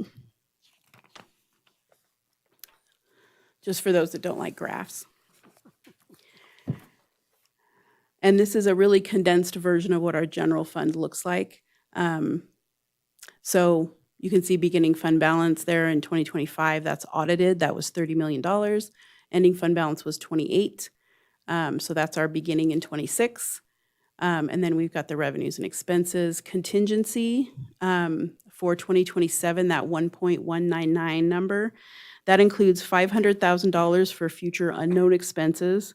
It includes the courtroom staff of $385,621. That's for half a year because January 1st is when that will take effect. And then it includes half of the software maintenance for the new CAD system. And then the supplemental request of 1.7%. Now the new courtroom staff and the CAD are included on the supplementals when we get to that section, just so you're aware. Don't say, you only said we had 1.7 earlier. True, but we also have court staff and the CAD as well. And then you can see the capital funding there. We'll talk about this more on the next slide, but you can see in 25, we were able to fund 15 million in capital, 26, 8.9 million, now only 7 million. So that does concern me. The next slide is our 5-year analysis. So I do this every year just to make sure we can afford everything that we're doing. And I did break it out here for you so you can see the district court judges and the CAD system over the next 5 years. And then the supplemental request that we're recommending today and the $500,000 contingency. You'll note that we do in 2030 get down to 8.3%, which is the bottom of our fiscal policies. I will point out that this whole projection that I do does not include any termination savings. So as employees leave and new employees come on, typically there's some savings involved with that. So this estimates that every single employee will be here over the course of the next 5 years and get their merits and COLAs. And so typically there will be some savings and it will look a little better than what I'm presenting today, as long as the revenues come in how I projected them. Sherry, if I'm not mistaken, Yes. If we go back 4 or 5 years and look at this same, it is equally as pessimistic in the out years. It seems a little more For the last pessimistic couple years, this yes. time. Yes, for the last couple years, it has not been great. For a while, we were able to save money and And go actually up a increase little the bit, rainy yes. day fund. Yeah, But I'm talking about the out years is a projection and, we don't. yes, exactly. I mean, it The could be out years worse. are a Well, it can't projection. be worse, but because that's the bottom Right. of where it can be. But- Right, and you will see that I did put in capital funding there too, the CIP funding. Right. So there is, $7 million of CIP funding almost all the way across the board. So, Okay. I mean, thank you. that's positive. Sherry, can you explain though, this is a late material document? So what you have up Yes. there is not what is in the packet that the That is true. public saw. What changed? There was just an older projection that I had accidentally popped in there instead of the current final projection. So that was my error. There are many iterations of this as we work through moving money around and doing recommendations to the board, and it was just an earlier version. So Change So one this number is the- somewhere and it might impact 12 worksheets. right, You're like, right. and So only got this- 11 this fixed. is the final. Right. Yes. So this Okay. is the final. But just for the public to be sure everyone recognizes there's late material. Yes, on that is that late item. material. Thank you. Before we move off the general fund, can we go back to that spreadsheet on page 240 that says summary of all funds? yeah. Would you look at this book, the spiral bound book that's been provided to us? On page 2.4, it appears that we're looking at the same general fund. Hold on. Can we try to find the page? 2.4, it's right in the front. Just a few pages. It appears to be the same basic list, but the numbers are different. And just to pick on one, property taxes, you have for budget year 27 as 44,900,000, but on this book in page 2.4, you have it at 40,425,000. What's the difference? Why are these different? Okay, so wait a minute. It's not Property the taxes in my book, I'm seeing 44,938. That's what's presented up there, but you guys are One's seeing something general different? fund that you just Oh, talked about. yeah, This I'm one's sorry. all funds. Yes. So property taxes and other funds too. Oh, okay. Yeah. Yes. I know, they it's look the general same, fund. but you gotta read this little Well, detail. Yeah, Yeah. because this Yes. is in the general fund Yes. section of the presentation, Right, so. it's okay. Well, That this one's all is, funds. the first two slides in this are all funds. And then I start moving into general fund. So But that's. again, why would property taxes be any different from one list to the other? Different, all Because- funds, there's property tax and things besides the general fund. Yeah, the senior center gets The property senior center taxes, gets the nickel. capital Yeah. projects Okay. fund gets Nickel. property taxes. So Right. yeah, Thank you. no problem. It's hard. No problem, absolutely. You've been doing this for how long? Yeah, a few years. I've been doing it for 6. Yeah, fair enough, fair Your enough. math skills are better than mine. No worries. There's no hoping. I'm pretty certain. So I don't usually show this slide, but I wanted to show you just to show that capital breakout, because I think it's important. The board in the past has asked us to set aside for the landfill fund. Landfill used to have its own enterprise fund, and back before the Great Recession, it was moved into the general fund. And so they've got a bunch of equipment stuff they have to fund. And so we made a deal with them that we would do revenue and expenses of the landfill, and then keep 1,750,000 in the general fund, and the rest of it could be transferred to capital to fund just landfill capital. And so that is keeping with that, what we were told in that plan. And then again, 1% of general fund expenditures for fleet replacement we're asked to set aside, so that's for that. 5 cents of the property taxes. That was 2018 we made that decision. Yes, Lori was definitely involved in that decision to set aside and to create the Extraordinary Maintenance Fund, which has done, it's been wonderful. It's allowed us to, fix some great equipment in the city as well as the juvenile facility. So that's what we're setting aside there. And then whatever falls out to give us that ending fund balance is what we use for capital. I really want to discuss this slide for a moment because Lisa and I serve on the RTC board, and one of the members was quite concerned that, we're just not doing enough for roads, and almost that it was shameful that we don't consider that the capital asset and give it, what are we doing to solve it?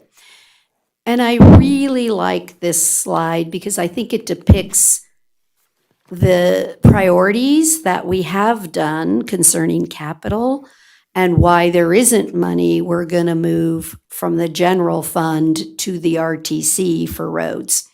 And here's the discussion I think as a board we should always have is have any of our priorities changed? Is there any tweaks we need to make to any of our policies?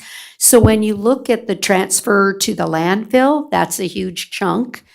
Is that something we should look at to say, okay, instead of $1,750,000 that we have for the general fund, should we cap that at a flat 4 million so that this excess could then go into the second to last column, right? If I change that to a fixed 4 million instead of the leftovers, would that give us money to help the roads or other capital needs? Instead of a fixed 1% for fleet replacement, should we consider that a flat million? I mean, they're just discussion points that I think every so often we should review our policies, just kind of like we do in the utilities where we have those 5 goals of what should we be doing the same thing and occasionally looking at these. And so I just bring it up I wanted the public to understand. For me to move more into that second to last column for capital for potential roads, I have to impact one of those other fields. And is there one of those columns that any of us feel should be lowered or changed or, right? And so that's really part of your discussions is where are our priorities? And I know in the landfill, that one we're saving, right, for expansion, to be able to make sure the landfill will be available in 10 years, 20 years, 30 years. And so should we stay on this policy or look in the future year to bring it back up and discuss it again?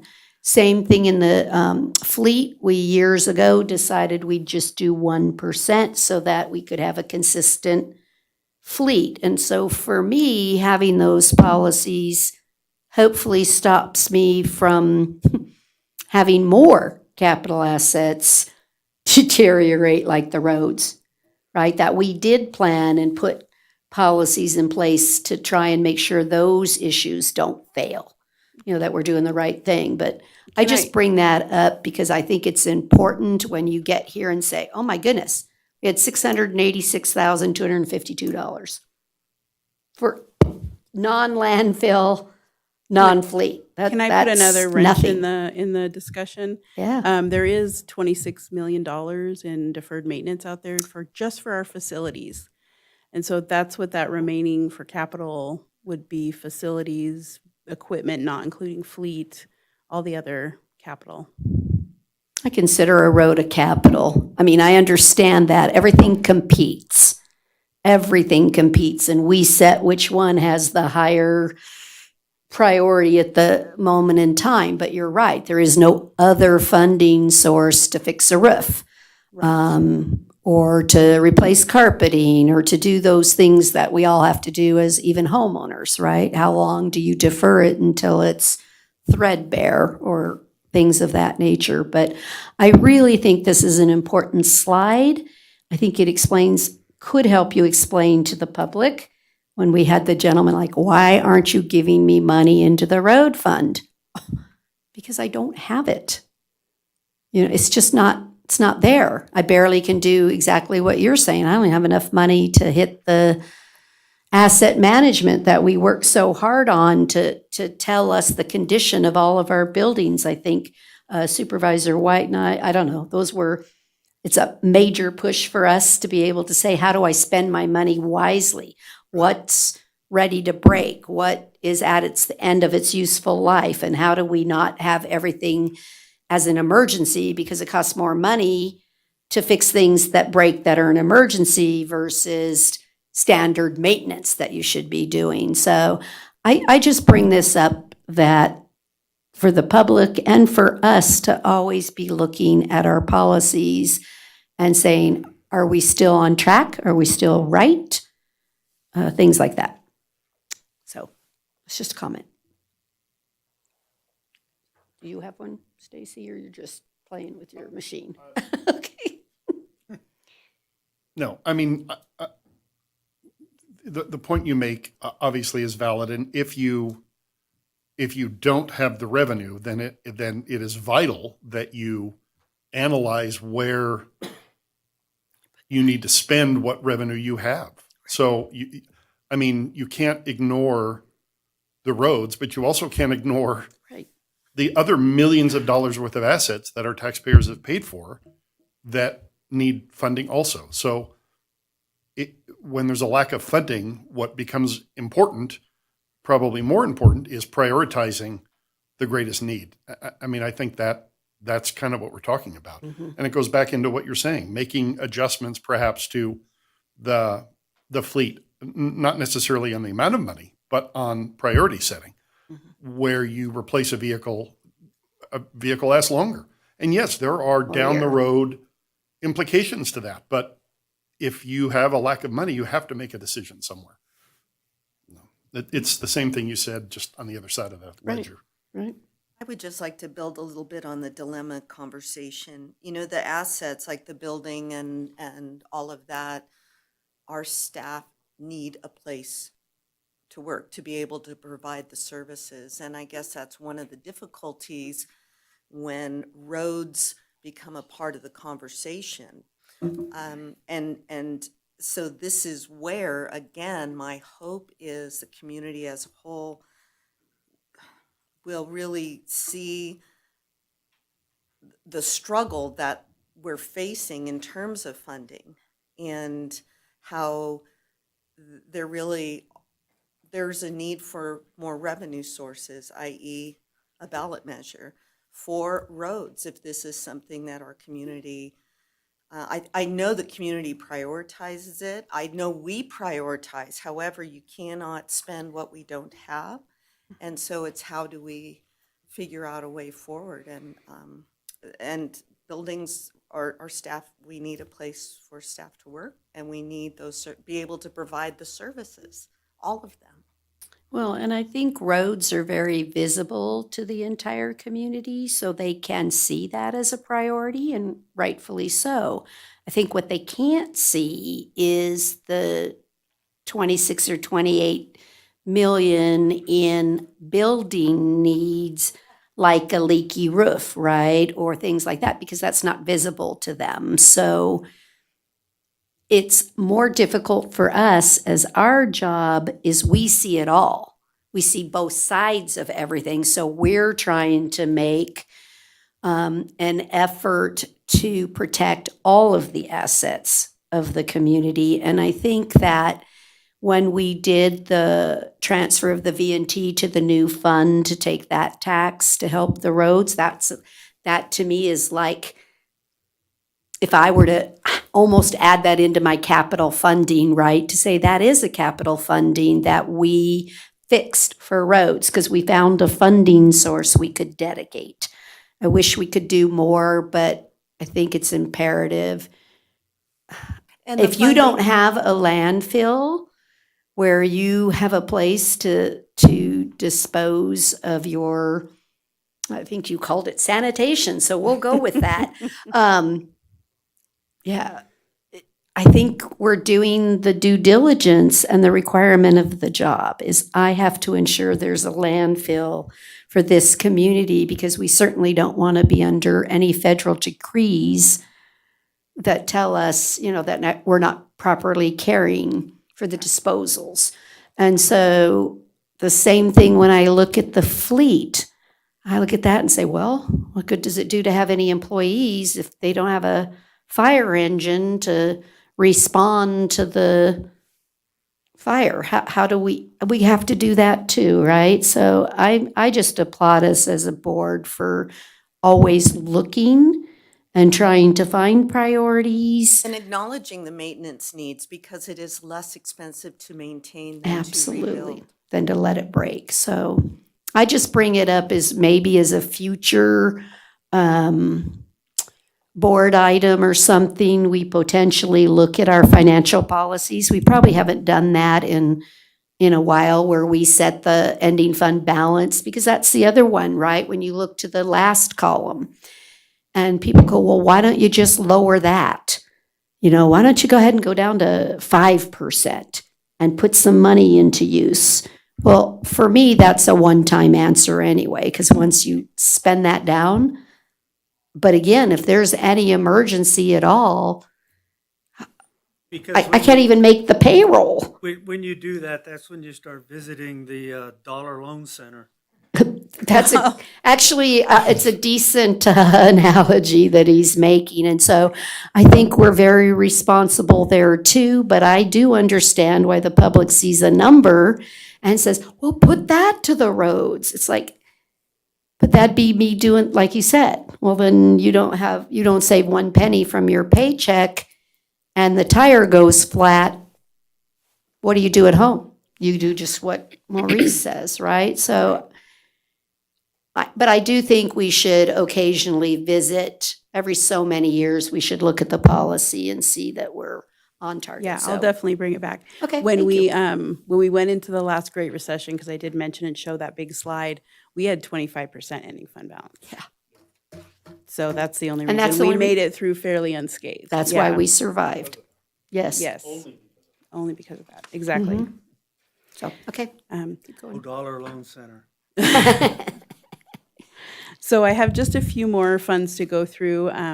The special revenue funds, that's again restricted money. It has to be spent for a specific purpose, NRS, grant restricted. There's always some kind of restricted funding source. Like we talked about a lot for roads, there's a lot of gas taxes for a couple of these funds that is recorded as a special revenue so that every single tax dollar goes to roads, gas tax dollar. The only one I'm talking about here today is the the Quality of Life Fund, just because I don't show this breakout ever, just once a year. So it shows the 20% park maintenance, the 40% capital, and then the open space. We did, because this is based on C-Tax in 2027, we did increase the sales taxes by 2%, just like we did with the general fund. There's a little bit of undesignated, 31,639. The capital is incorporated into this already, capital and one-time requests. However, the supplementals are not. So if the supplementals are approved today, we'll just bring forward more undesignated from 26 to be able to pay for those. They do have undesignated in 26.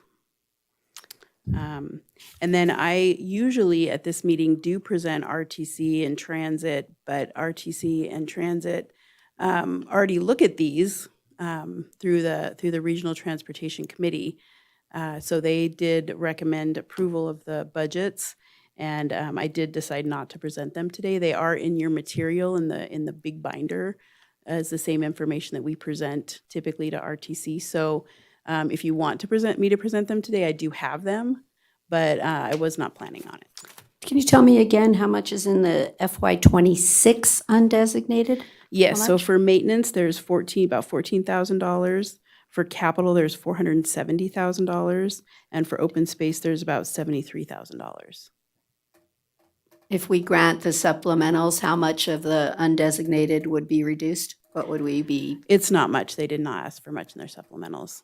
I think it was only 10,000 in maintenance and very 80,000 for little. a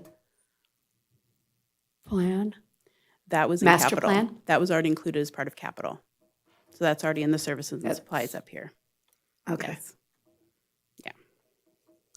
All right. Thank you. You're welcome. The enterprise funds, I'd like to talk about just a little bit. We did go to the Utility Finance Oversight Committee and we presented to them all the financial policies were met with UFOC. And again, just to reduce the amount of talking I was doing today, I'm not presenting them again. That is all in your information, but we're happy, I did bring it, so we can present it today if anybody's interested in looking at those funds. And these are our business type funds, right? So we could sell them to like a TUMWA or another entity to run our water system if we wanted to. But we operate our own water, utilities, ambulance, building permits, and cemetery. So the only fund I wanted to talk about was the ambulance fund, and this is just because the state Nevada Medicaid really does supplement this fund. This year, 26, we got about 1.6 million, and next year we're budgeted, and we have checked with the fire. It looks like about 1.7 million we'll be getting. So, so that is what is helping this fund remain stable. And you can see there is capital outlay, a little bit for an ambulance in 2027. And the cash balance there gives them a little bit of wiggle room. So in this one, we're any actually projecting that we'll spend 12,000 more than we bring in for the year. So we're reducing cash balance. It's not a lot. It's only 12,000. Yes. Yes, Okay. and that includes depreciation on their equipment too, which isn't really not a real cash cash. item. Exactly. Mhm. Yeah. So. Okay. Still have to account for it, but yes. Yes, but that's why the cash That's why is it's going negative. up. That's why the cash is going up in 27 because depreciation. Doesn't hit it. Right. Okay. So then the next internal service funds, I do like to bring up a few of these just so you guys are aware of what's going on. These are departments that help only the city employees. So group medical just for city employees, workers' comp for our city employees, and then our fleet and radios. And so if I can figure out how to turn the page here. The first one I want to talk about was Workers' Compensation Fund. This fund I've reported has really been struggling for a few years. We paid out some huge claims. It used to be around $500,000 in claims back in 2018, 2019, but the last couple of years have been $1 million, 1.5. They've been much larger. I'm happy to report that the claims have been coming in a lot less. We're about half the number of claims this year that we had submitted last year. So I am hoping that this will go down. I did only increase the revenue in this by 10%. I think last year we had to increase it 25%. So I'm hoping this is slowing down a little bit and we'll get back to a normal claims, $600,000-$700,000 number. And Sherry, what policy are we doing to have for cash reserves? Is it a 1-year claims that we want? What's So our? what we've always done is had about $3 million in this fund, and that's one police fire incident over $2 million because our excess loss for police fire is $2 million, and then regular employees is $750,000. So again, one big claim on each is about $2.7 million. So I try to keep that reserve around $3 million. Perfect. Thank you. You're welcome. Next one is the insurance fund. Again, just want to give you guys a heads up where that's sitting. We pay a lot in claims, or in premiums, so I want to make sure you're aware. Claims again in 2022, 23 used to be about $200,000, and then 24 was almost $600,000.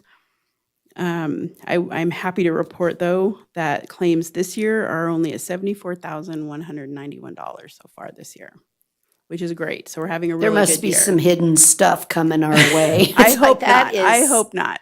Me too. But the services and supplies there does Yes. include $500,000 in 26 and 27 budgeted for claims. So if those don't come in as high, then the cash balance at the bottom will be even higher. So I like to keep about a $1 million reserve in here. Our insurance has a $100,000 deductible, so that allows 10 big claims. Big claims. So that is our reserve right now. Being almost 2 million is kind of high, so I might reduce those premiums citywide if you know we don't, to get it down a little bit next year if I need to. And then, so next steps, that's really all I was going to report on the tentative budget. The supplemental requests and capital we'll go over next. Those are the additions to the tentative budget, which will be put in the final budget and brought to you May 22nd, whatever's approved today. The capital plan, we do present a 5-year capital plan that is required by the state. So that is in the next item. We'll talk about that in a minute. And then the actual final adopted budget is due to the Department of Taxation and County Clerk on June 1st. That's our timeline every year.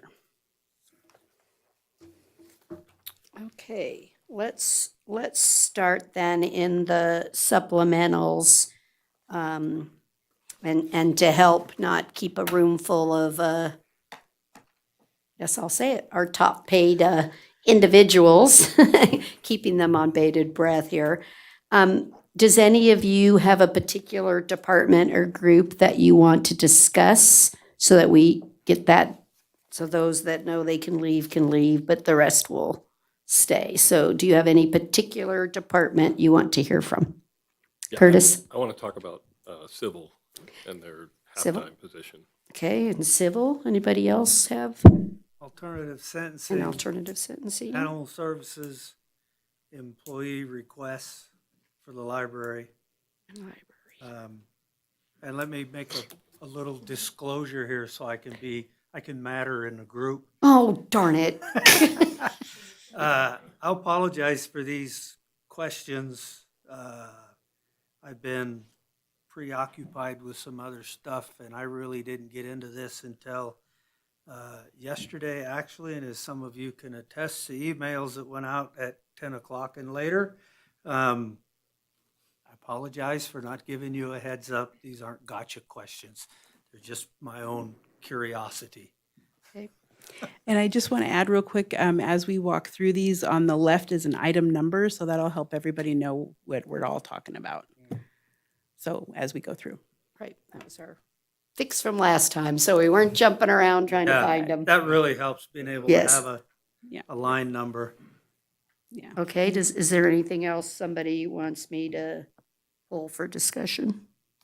No? That covers what I had. That covers everybody? Okay. Great.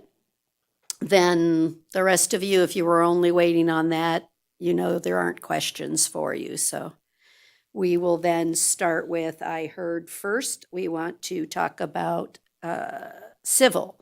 So Curtis, what line number are you wanting to address? I believe it's 72, perhaps? 72. Perhaps. Is that the position, Sheriff, could you pop up there for a second? I think we had talked about a part-time or quarter-time position for civil due to the public records request and the increase in workload a few meetings ago. I assume that's the position that we were talking about. Paid for out of the 911 surcharge. 86 line. What's right? that? Dan? We're trying to get to exactly what you're The part-time records clerk. The records. That's clerk. 86 Yes. that you were talking about, I Yes, think. Curtis. part-time records. This came before the board, about a month ago? We discussed it, the ability to pay for a records technician, if you will, part-time, not including benefits. benefits. So basically, it's an hourly rate position to help fulfill the records requirements that we are getting flooded Right. with. Yeah, we had a pretty good discussion about that at that meeting, and I know that I feel it's a very important position, something that we need to cover, and I would like to see that funded. Thank you.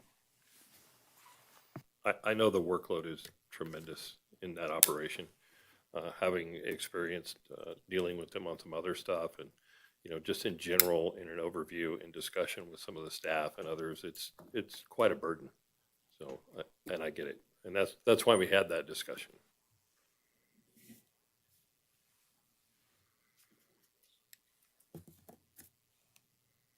But is that one, there's a revenue offset, a methodology that doesn't make me reduce Both the Sherry general and I are in fund? That's what we agreement. were Yes, there is just an talking offset. about.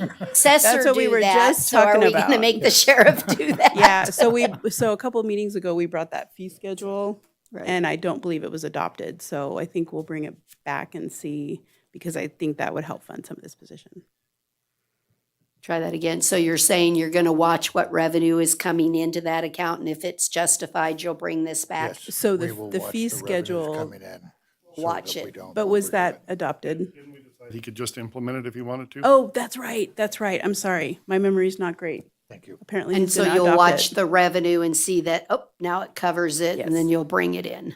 Yes. Okay. Got it. So you'll show the revenue Yes, in a, we'll put it in a separate account. Yes. No problem. All right. Does that answer that one for everybody? Okay, thank you so much. The next one, Supervisor White, what line number did you have for alternative sentencing? Page 736, line 129. Temporary staffing, $10,000. yeah, temporary staffing for hourly positions that run out of hours. How does this work? Talk me through that whole scenario that you're looking at. Good morning. Again, I'm sorry I didn't send you this ahead of time.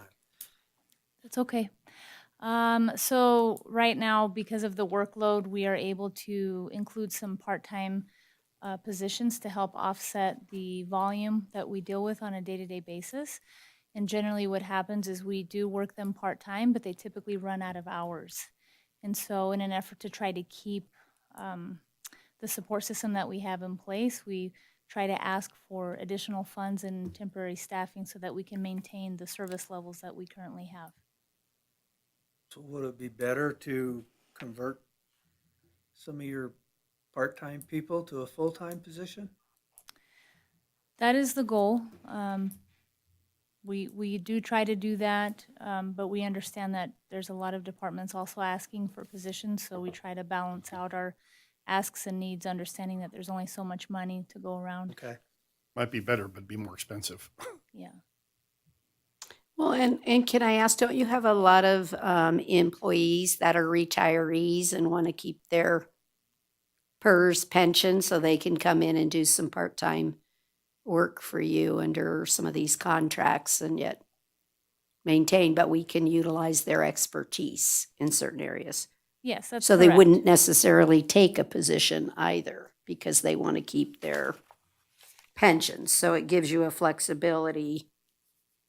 You're just saying you need another 10,000 to keep you going That's correct. in this. Okay. Is that it? Those are yours. Thank you. Okay. I believe this is one line item we've augmented the last couple of years with the overtime, so it's something that's needed. Then your next question. On page 739, there's no line item number there. That's talking about changes in staffing. But I don't see the library listed here as a reduction. And you'll find that on page 737 at line 167, that they're having a hourly seasonal for building maintenance worker is being reduced. So Why is that not on this list of staff changes? So they're getting a full-time building maintenance worker is what they're asking for, and they're offsetting that with part-time people that they have now. So I didn't put the part-time, any of the reductions in. The emergency manager is getting like an $80,000 grant to help cover some of the deputy emergency manager. So this is just strictly new employees that are being asked for, new FTEs at the bottom. Okay. And then the breakout on the back page is kind of something new I did just to show that 10 of these new employees are related to the courts or the public defender's office, which we have to do. That's all the questions I have for staff. I do have some other questions we can get to a little bit later in regards to some management questions, but that's all I have for staff. Okay. Is there anybody else have something on the supplemental Yeah, itself? just 173, which is the animal services increase. 73. I know we budgeted that for half the year because the request was for 300,000. They budgeted for half the year. And I'm comfortable putting it in the budget, but we need to refine a contract. I'm not comfortable unless we refine the contract and define deliverables. I also wouldn't mind having a quick analysis as to whether it's still the best way to go contractually versus in-house. I think that's important for us and should be something we could analyze in-house. Absolutely. In terms We of- did discuss bringing a contract back. This was kind of a placeholder. Yeah, If it I was get it. agreed to, a contract would come back. And they'll be But I'm here at the next happy. meeting. I've already got them scheduled. Okay. But that makes sense, and I'm happy Well, to what do an are they here at the analysis next of meeting what it doing? would Not that cost it- for Their- the city to run it. Their report, and then we can discuss anything you'd like Yeah. if you want to make amendments to the contract. So we can do that at the next So I did have one meeting if you question want, there. because you'll have to amend it. Do we have any idea of how many animals they deal with that are from outside of Carson City? Yes, they have a report. Well, I don't know why we never see it, I've so never that we seen know one. what's going on here. You will see your stuff at the next meeting when they bring their report. Yeah, I did let them know we were doing this today, but apparently they're not able to be here. Well, if they don't have enough interest to be here to talk for themselves, I don't fund it. Not even as a placeholder. So how do we, I guess what I'm concerned about is the meeting that we have next time where you've agendized it. We don't have to make a decision that day because I don't know that. You don't? Okay. You don't, but if you want to, if your answer is yes, you're willing to amend the contract, what are some of the points or things based on the report that you feel are necessary? What are things you want to see or changes you might like so that staff knows then what to work on to amend? And then the Humane Society can tell us whether or not they can even do the things that you might be interested in.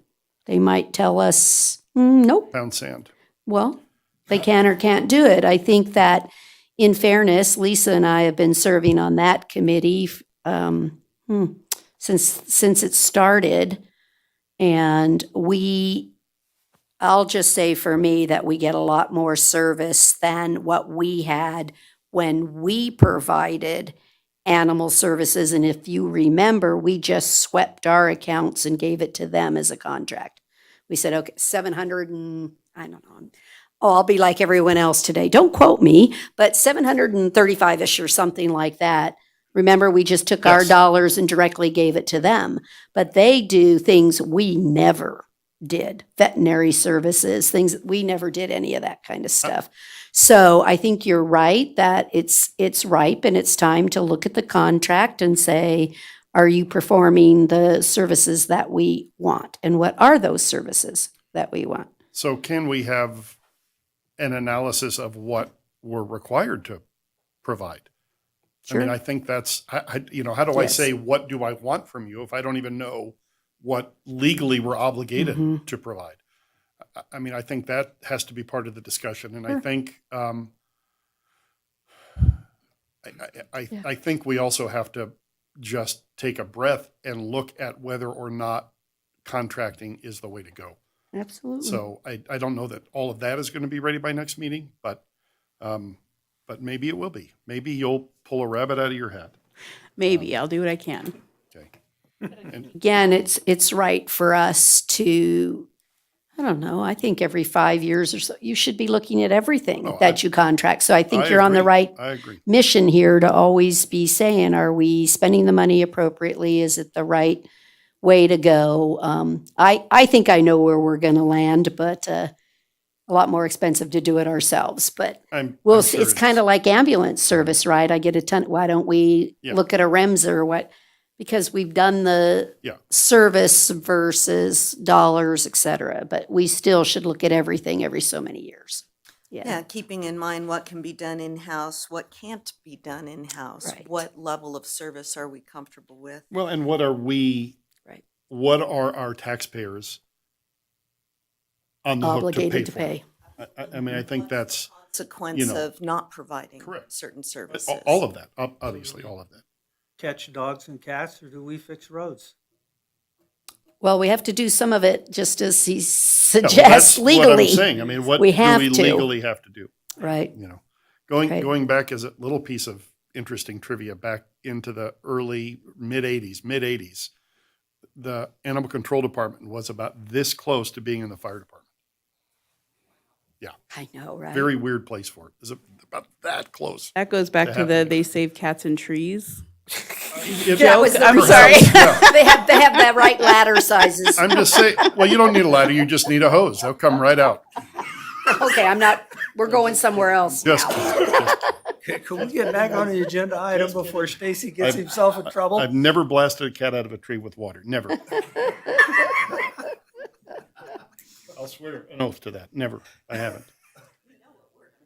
I do. Do you want to say it? Okay. Okay. Is there anything else on the supplementals that we want to discuss? Nothing else on supplementals? Let me, that we're just gonna keep on going. Is there any public comment on the supplementals or base, what I call base budget, but whatever? Is there any public comment on any of that? Come on up. On over. Mr. French, good morning. Denny French, Carson City, Nevada. I picked up on the library funding, and I would like to say that I am concerned about the library for other reasons, but hopefully I'll be able to talk to people about that. And the next thing is, as far as the cemetery and such, well, I'd like to see a little bit more involvement with some of the plants that are in there. But as far as the budget, it sounds pretty good, and I appreciate your effort in it. It's very long. And then as I broke it down, I went to the parks, and I was looking at park things, and I had items I would have liked to have talked about that. But the last meeting was for open space, so I didn't bring it up. But thank you very much. Thank you. Is there any other public comment on the tentative or the supplementals? Okay, I'll bring it back up here. So unless my memory's not right, potentially we would consider, or do you want to add fee revenue at the sheriff's office to be able to fund the part-time records position? I got out of that. Is that, we're all in agreement? Bring in the revenue, you can have the part-time? So that's an analysis that you'll bring back for the final that says, yes, or you'll come back and say, oh, he's not that close. Okay, I do have. what else? Oh, sorry, you had one some other others. I apologize. Suggestion. Okay. I've been working with Kenny, taking a tour of his Family Services Unit. I know we talked about in our last meeting that we should get Kenny to apply for CSSG grants. I want to plant this kernel, and hopefully, as this budget moves along, we can find some money, permanent money, to fund that group, because what we're looking at over there is understanding that need, not only break the cycle, but to give people the tools to stay out of that cycle. And, you know, it looks like 1,201 individuals were incarcerated and are eligible for the family services that Kenny offers. But they're only able to get those services to 535 people. When you look at the recidivism rate amongst the folks that get into that program, it is astounding that 427 of those folks actually completed the program and only 13 returned to jail.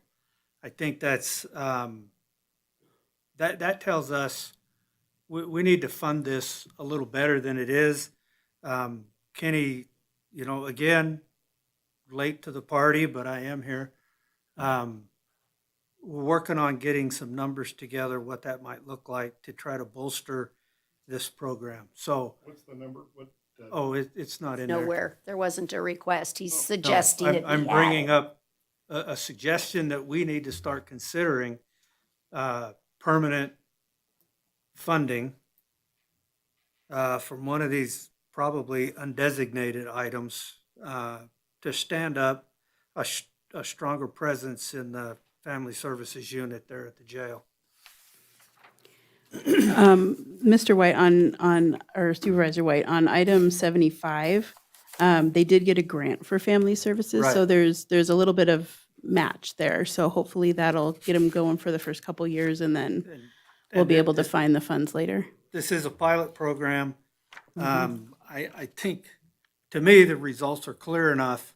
It's time to be thinking about no longer being a pilot program and make this a real thing. I just wanted to bring that up. I'm not asking for identifying any dollars today, but maybe Mike can buy a few less tires and we'll keep some people out of jail. Did you have, you said you had a couple of management, just discussions, is that it? Yeah, is that appropriate for now then? Okay. Yeah, absolutely. I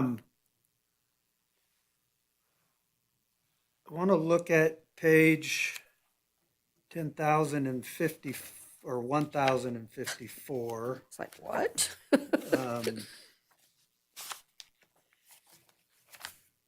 So on this page, it shows,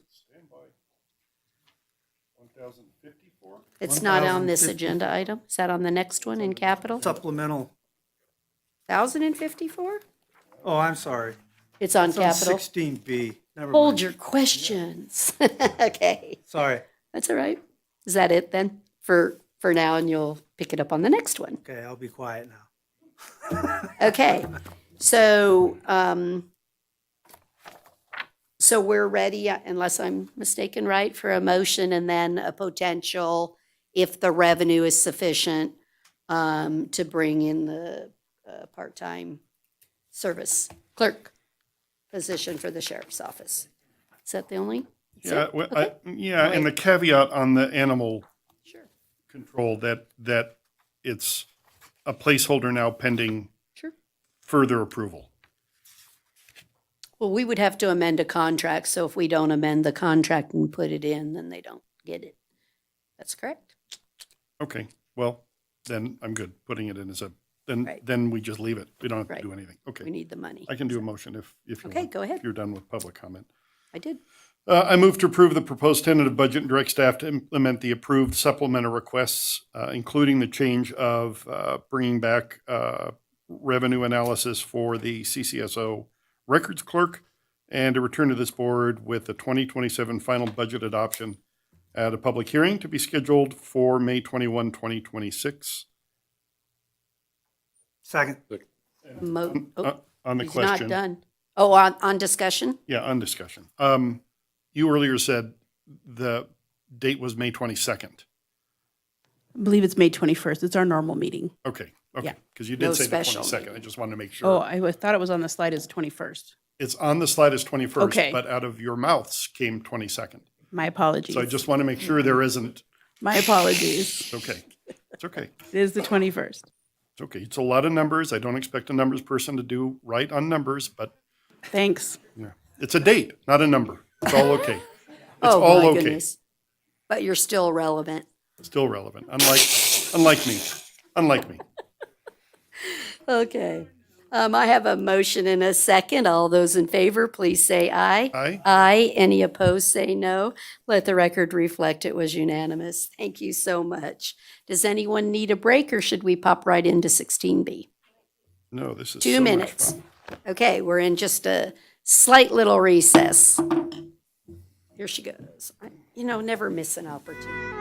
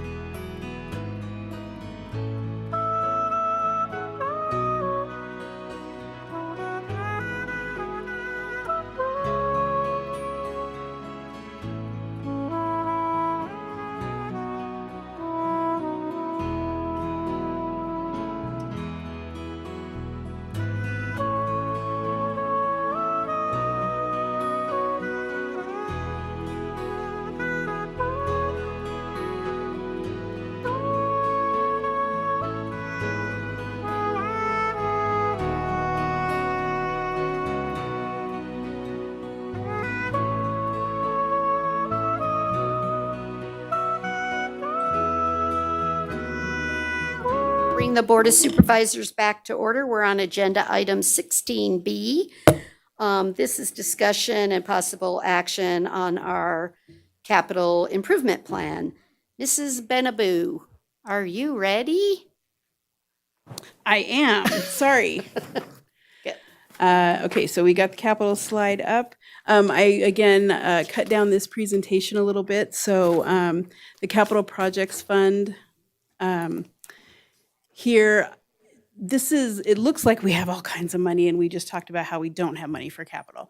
But I want to point out the transfer from the general fund is only $6,059,348 for 2027. That's the $4.2 million up there. That's the landfill. And then the capital projects transfer of 1.8 million, which includes the fleet and the little, the other amount. And then, so there's a little bit of interest earnings in the 210 fund that we're projecting. We'll get 50,000 in interest. The property taxes there, that's actually our regular property taxes minus the debt service in this fund. And the debt service in this fund actually pays off in 2027. So in 28, we would be able to fund again for a short-term loan for capital, just to put that in everybody's mind. But the property taxes with that adjustment, we should have another $658,000. We got the Nevada Attainable Housing refund, so that's in there of the $457,000. And then when we did our augmentations earlier this year, we set aside $2.9 million to move to the capital improvement fund, and I did do that. There was also savings from 2025 for interest earnings because there was quite a chunk of change in here for the EOC project. So we do have quite a bit of interest earnings in this fund, and then some savings on projects. So that equaled about $5.5 million that we're able to move from 26 into 27 for capital, which gives us $12.7 million in available funding. And you can see at the bottom there, I've set aside $293,000 for break fix. I like to keep that around $300,000, so I'm just right in there where I like to be. Sherry, Yes. this says 12.7 million. Back on page 250, it talks about 7 million. I don't see the 7 million show up in this graph. Is that in here somewhere? Oh, that's most likely exclusive of the landfill. Okay. Yeah. The one on page 240, you mean? Or 250? Yes. Okay. And that obviously should be 2025 audit up there, not 24. So, Oh, this is 2005 we're looking at? no. The slide up there that shows the additional revenue and savings from fiscal year 24, it's actually the 25 audit. That savings was rolled forward.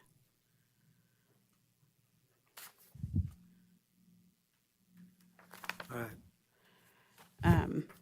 So on the next page, this is just a snapshot of all the fleet that is being approved.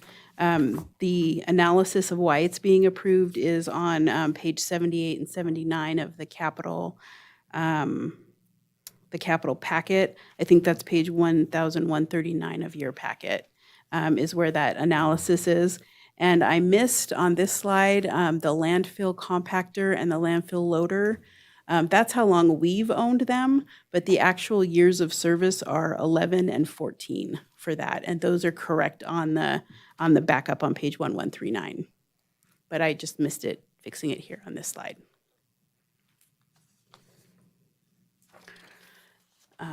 So the next page, that's all of our fleet that we're recommending approval on. And then the capital attachment that's there, that will include all of the detailed information on the capital, what was originally requested. And then there's also the 2027 column that is what's being recommended. As I said before, this 5-year capital plan is required by the state. So This is your chance to adjust it if you want to. This will go in at the end of June for the state. And on the very right-hand column, again, I've included item numbers. So if you have questions for staff, we're still all here if you, oh no, sorry, the right side is the facility condition assessment. So And the left is the. that's where we document that it was part of the facility condition assessment. So you can tell what deferred maintenance we're trying to reduce there. On the left side of the screen is the item number. So if you have a question on that, you can let us know. You got out in front of me a little bit. Can we go Uh-huh. back to page 1052, the last end of the fleet purchase stuff, where the top two Right here? are jack buses? Yeah, that's it. Are these the two buses that RTC voted to not recommend? Was there? No, No, I don't think so. we recommended approval for buses. You did? Well, it's in our standard replacement that we do when they hit a littler one and then the bigger bus. I thought the supplemental request that came in as late material, RTC, and one of those was the jack buses. Oh, no, that, supplemental. the supplemental that was not approved was the match. So they wanted more match from the general Right. fund. And that Oh. was determined back in February when That we already had when they enough were doing their match. supplemental request. But as we worked through the budget, we realized they didn't really need it. Okay, Yeah. all right.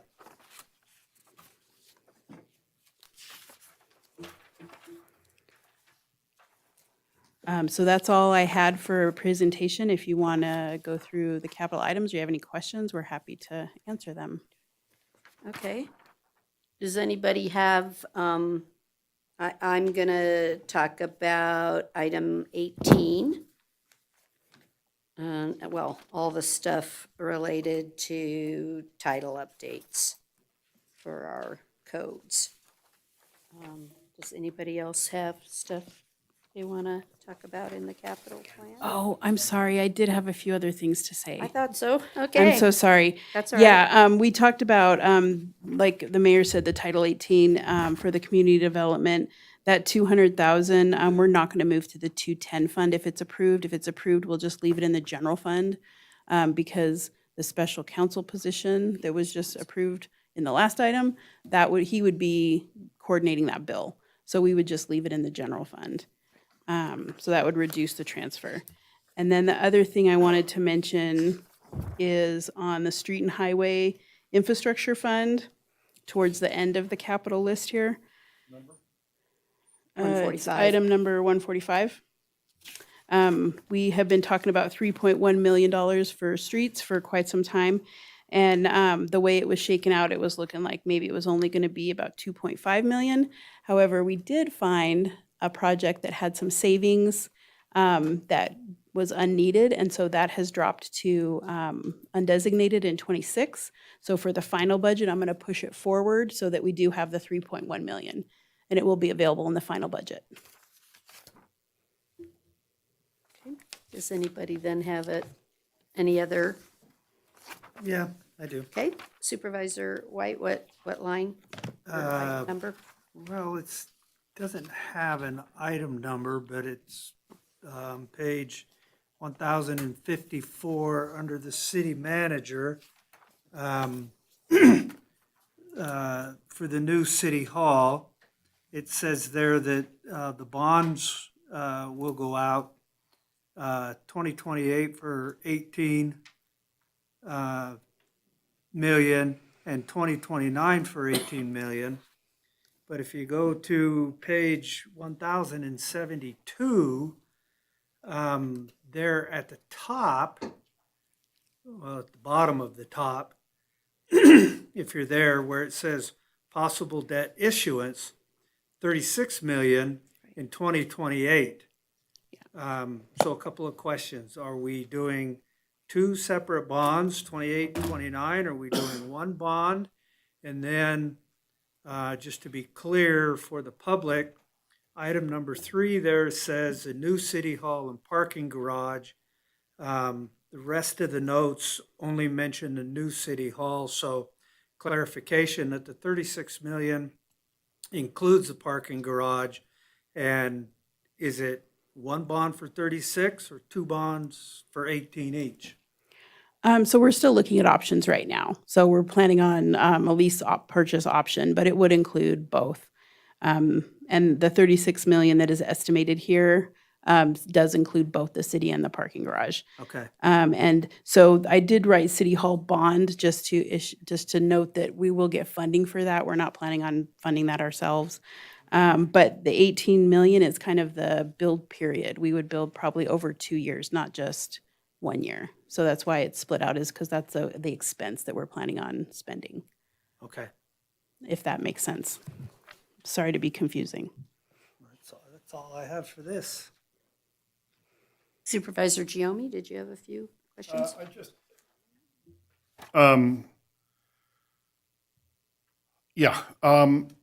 Title 18. Can we just finish it?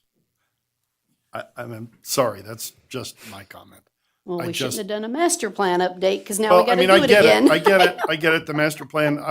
My point is, Yeah, right. if $300,000 gets it done in the next fiscal year, let's do that and let's finish it. If we can't, if it's too much, then I guess I understand that. But if we think the total cost is $300,000, let's fund the dang thing and finish it in this coming fiscal year.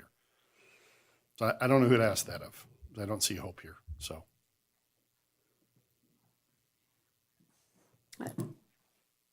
Heather, Dan? Heather Ferris for the record. So yeah, I think that's the goal. So with the adoption of the master plan last year, we then need to look at implementing the master plan. So that would require establishing new zoning districts, changes to development standards, zoning map changes, and then some outstanding review of state and federal law to ensure compliance with Title 18. And to ensure that Title 18 is in compliance with state and federal law. And then, the consultants are up to speed on current and best practices as well. So the goal would be to get everything adopted as quickly as possible. I actually, I'm going to say this differently. Let me try this. I see this as two different tracks, unless I'm misunderstanding this particular line item. So you can have a track that says, here are the new districts that were, land use districts that we created in the master plan. And Dan and team, you need to now integrate those new changes into our Title 18. You got to list all the new land use codes Yep, I and got it. where they fall. Then you have the potential of an expert that would help you maybe go through and say, is there anything else that we should be doing as a best practice? Those are two separate issues in my book, two separate types of experts. So you have an expert that drafts legislation or our code separate than someone that would go through and, I don't know, say, oh, your setbacks ought to be 10 feet instead of 8 feet. I'll just use that as an example. But, right, that's two different experts. And so I now think- I'm yeah, just concerned I- on what you're trying to I accomplish. understand what you're saying. So I think all of the goal would be to bring it into compliance. While we're doing that, there's state and federal law that we need, most notably the sign code, that needs to be brought up to date with federal law. And any changes to state law that we need to ensure that our code is in compliance with. And then while we're at it, we can look at those other best practices. And as far as drafting the ordinance, I would assume that Dan, you would be working on, what the ordinance actually looks like and if there needs to be tweaks to specific language for legal defensibility. So I guess I'm still concerned. that we're not hitting the mark that we think we're hitting potentially, and kind of with what Stacy was saying. So the first issue we have is we already just did a Title VIII, not just anymore, I guess it was 2 or 3 years ago. Feels like just. Yeah, it feels like just. But I thought we already went through Title 18 in the development standards to look for best practices and changes, and had tons of planning commission meetings and blah, blah, blah, blah, blah. And so I thought this really was to now articulate the changes from the master plan that occurred. That is And the- that would be Dan Yu's team that would pick that up and say, okay, the master plan now has land use code, business something or other, we named it, right? So we got to get that in the table versus how do we want to change the sign, or I'm assuming your team could look at a federal law for compliance and say, hey, our sign ordinance is out of compliance. And we have to rewrite that, but you could do that, not that I need another. I guess what I'm after is, do I need 2 different specialists? That's what I'm trying to get to. You're like, I don't know. Yeah, that's kind of a tough question. I'll try to weigh in as best as I can. I'm not really familiar with the scope of the consulting services that, Heather and Hope are talking about. I haven't really had any in-depth discussion in relation to what that scope looks like. So I'm kind of hearing about this for the first time on the record. Now, in all transparency, I did have a prior discussion very, very briefly with Hope just a couple of days ago with respect to this overall concept of a $300,000 consulting service agreement, to which I had initially, actually in all candor, had expressed a little bit of surprise on, because I thought that it was, our responsibility, meaning currently with the DA's office and then later on with that special counsel position, to really kind of take that task, which is the drafting part of it. Now, what I will say is, with respect to drafting, specific provisions, I would advise this board against hiring a drafting service, because that really is going to be contradictory to this whole concept of the code revision project, which is really to put it under one style, one narrative voice, and one convention and formatting approach. So if we're going to revert right back to what we had prior to endeavoring on this code revision, which, we started several years ago, that's really going to kind of unravel all the work that we've done already. So my advice would be, it'd be easy for me to say, sure, let's just hand it off to another consultant, because then I don't have to worry about it myself.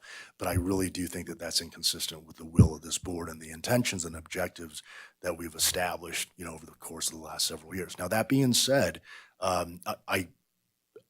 I don't know enough about, this idea of an outside consulting service, in terms of, are there specialized areas of the law where maybe they have identified certain changes in federal laws and regulations, which, if nothing else, would help expedite the process. Because when you do draft, especially a lengthy ordinance, it's not just the grammar and the parallel text and the reorganization. Concurrent with that is you have to do a lot of legal research, right? So there's 2 components. So to the extent that maybe a portion of funds could be set aside, and I don't weigh in on how much that should be, but to the extent that some money could be set aside to spend on that type of specialized input, where we could work in coordination with one another, where if they've identified these things, but then also in coordination with your staff and with Hope, if you have certain best practice approaches or other implementations that we're just not familiar with, right? We're the attorneys, we're the most boring people in the room. We are definitely not the subject matter experts. So we're happy to coordinate with you and your team and your consulting, service as well. But as far as the drafting goes, I think that definitely that should remain with my team. If I may, Mayor, I don't think the intent is to unravel the work that's already been done. The intent is to bring the master plan, bring the zoning into compliance with the master plan, address some of those other issues, and then as far as drafting of the specific language in the same voice, of course, we would assume that we would be working closely with you. No, and if I may, Madam Mayor, yeah, and again, just going back to, the conversation that I had a couple of days ago with Hope, I think I can speak, to the nature of that conversation. She was in agreement with me, which is, hey, the ordinance drafting side of it should stay with us, especially if what I'm attesting to, and I can attest to that, is, we will have the bandwidth. We expect to have that bandwidth. We do know that it was a heavy task, heavy lift, to do the Title 18 initially, but to incorporate this next phase of the master plan, revisions, to integrate that into what's already now been codified finally, on Muni Code, it's going to be a lot easier to make that transition into phase 2 of this project. So, of course, our team, myself included, happy to work with this department, but also with outside consulting services. But as far as the drafting goes, we're happy to maintain that part of the project. Thank. So, well, yeah, I mean, I still don't think it answered my question. Well, I don't know that we What- can. Well, maybe we can't. Yeah. I mean, is the $200,000 all, or the $300,000 all for the consultant? Is it all for the consultant? There's no details. I was Sorry. consulting with Cecilia. Yes, that was the intent. I know that. Thank you. Mr. Martell, you wanted to comment? Thank you, Mayor. I think to simply answer Supervisor Drumey's point, the intent of that money is to absolutely complete Title 18 this next fiscal year, period. Now, how we get there conceptually, what we've discussed is with the addition of the board council role, that allows the team to expand and focus more on that. So when you look at the money, the mayor is right at the beginning that there are two prongs to this. The drafting was never intended to be done by an outside consultant other than the current consultant the city is using, Nick, I believe is his name, to maintain continuity in text and everything, as Dan already said. The other, and I think that's the larger portion of that money, right? And in everybody's defense, is this number high? Probably. We don't know the total scope of work yet. But with the change in position and wanting to catch all the things that were discussed, federal and state rules that might have changed even since the last recent update, that we take that opportunity while we're in there. So I hope that helps a little bit, that we are not using an outside consultant on text. Dan, and I agree with Dan. Why do that route? Dan has to make sure that that is good. Right. And he trusts and has worked with the consultant we're currently using on another project. So hence the reason for, because I know we're not approving FY28 anything yet. It's just sort of there as reference. I get that. So really, I guess my question was, if it would expedite it, I'd be willing to try and find a way to move that into 27. But from what I'm hearing here, we're probably better off leaving it split up, leave it at 200,000 right now, and seeing what that gets us when we start pulling open boxes and getting into it. I would agree with that. I think, again, in preliminary discussions, both with Hope's team and Dan, as he looks to his new role, that's as good as I think we can rub that crystal ball right now. And again, I don't want to speak for Dan. There's other things that he is going to be tasked with by his new bosses, and how that shakes out is a priority that the rest of the board, you will all set. Okay, I get it. I'm comfortable leaving it at 200. I think I just want to be clear in this. There's also in the parks, quality of life, or in there's another, it's split 10,000 to one and 10,000 to the other or something for Title 13 updates and things. And I think that by letting our special counsel control those particular expenditure lines, we will be able to get where we want to go. And so I just want to say there's also some for Title 13. I know. I didn't want the public or anyone to think we weren't being fully transparent. I mean, I think So- the special counsel's role and allocation of time is going to have to play out a little bit, because I don't think anyone really knows. And I appreciate that. I don't want to overburden anybody. As I've said before, there's 24 hours in a day, but I don't want to overburden anybody. You can work 23 and a half. But Okay. But I am also ready to finish Yeah. Title 18. And I don't know if I speak for the rest of the board, but I speak for me, because this has been going on as long as I've been on the board, as long as you've been on the board, and I'm just ready to finish it. So just want to get that out there. Whatever we can do to make that happen, I would like to support that. So that's where I'm coming from. I think there's some of them that we're going to always be making adjustments. Yeah, probably. And I think that's what, I think all of us agree that we went through all that exercise in Title 18 and the development standards, and now I feel like, wow, I wonder why we did all that work. Yeah. Because we turned around and did a master plan and undid hopefully only 20% of the work. And I think that's what my real hope is, that 80% of the work that we did in Title 18, redrafting and redoing, stands, and that you're really only going to have to touch 20% of it for the implementation. Yeah, the house has been built. That's a good way to say it. We might have to adjust a room or two.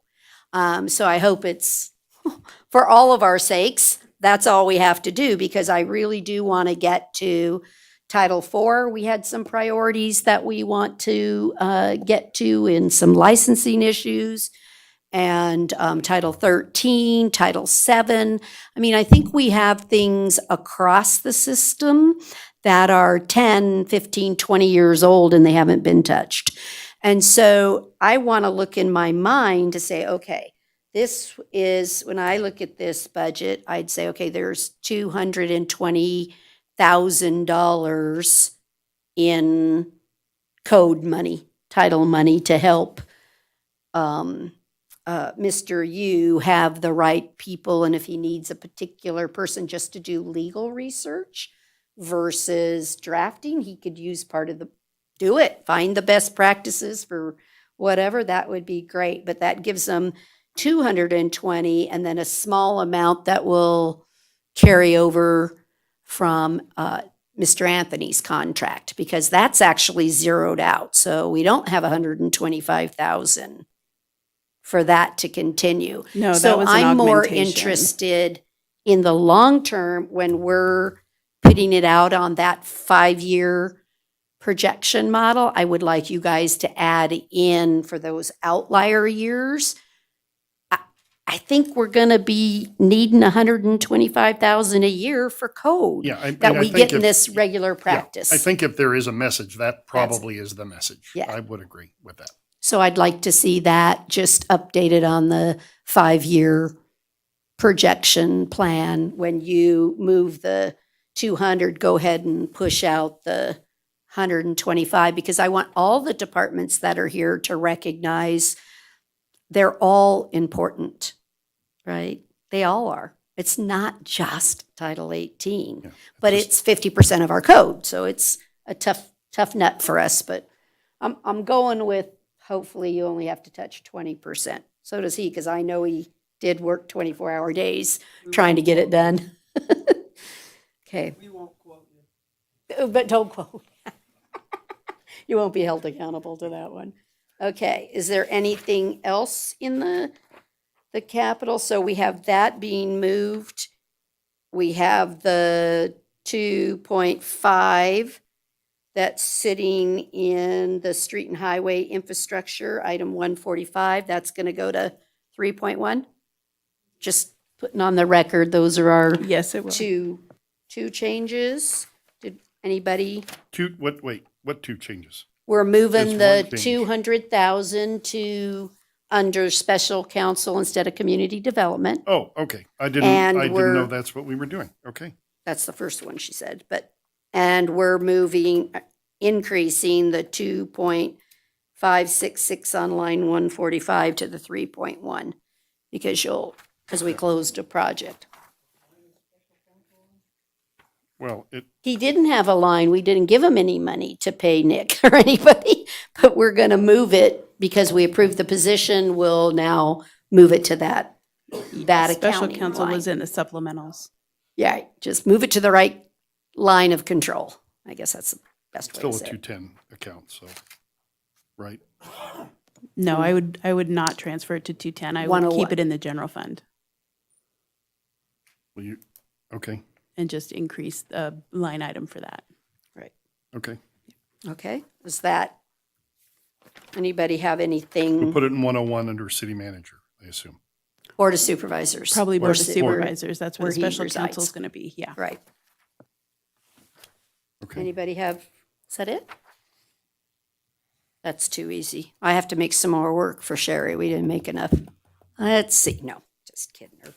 Thank you for all your guys' good work. I know it's a ton of spreadsheets, and there's nothing more frustrating for an accounting type to know that they fixed something and they didn't get the very last worksheet. It's like, oh.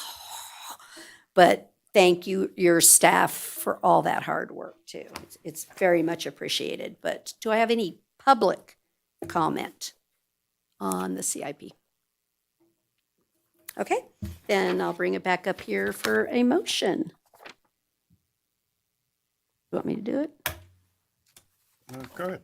Okay, I move to approve the proposed Carson City CIP for fiscal year 27 through 31 and direct staff to return to the board with the fiscal year 2027 final budget incorporating the approved CIP for adoption for May 21st, including the corrections on the record to the street funding to 3.1 million, the movement of the 200,000 to the Board of Supervisors underneath the special counsel, and adding the 125,000 for outlier years in the schedule. Second.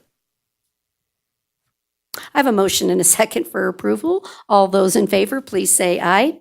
Aye. Any opposed? Let the record reflect it was unanimous. Little bit of work and you're almost done. Okay. We're now going to move on to agenda item 16C. This is discussion and possible action regarding our resolution for our ad valorem tax. This will be resolution number, is it 9? Ooh, I got way too much paper. I think it's 9. Is this 9? Yep. Okay.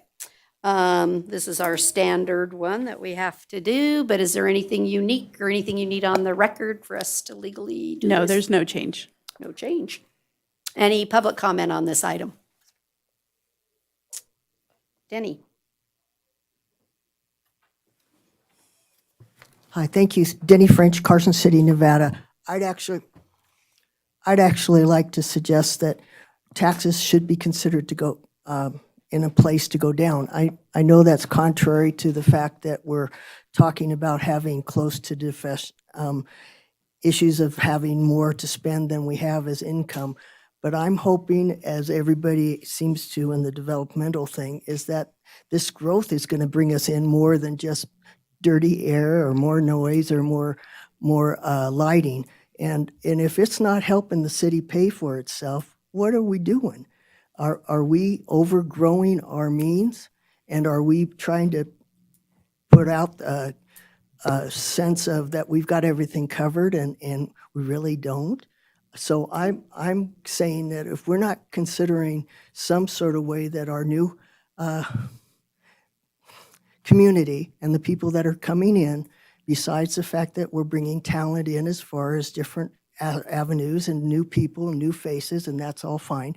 But what we're spending on roads that we shouldn't, I think, and that's another matter, but streets and trees and such like that, I think we're living outside of our means.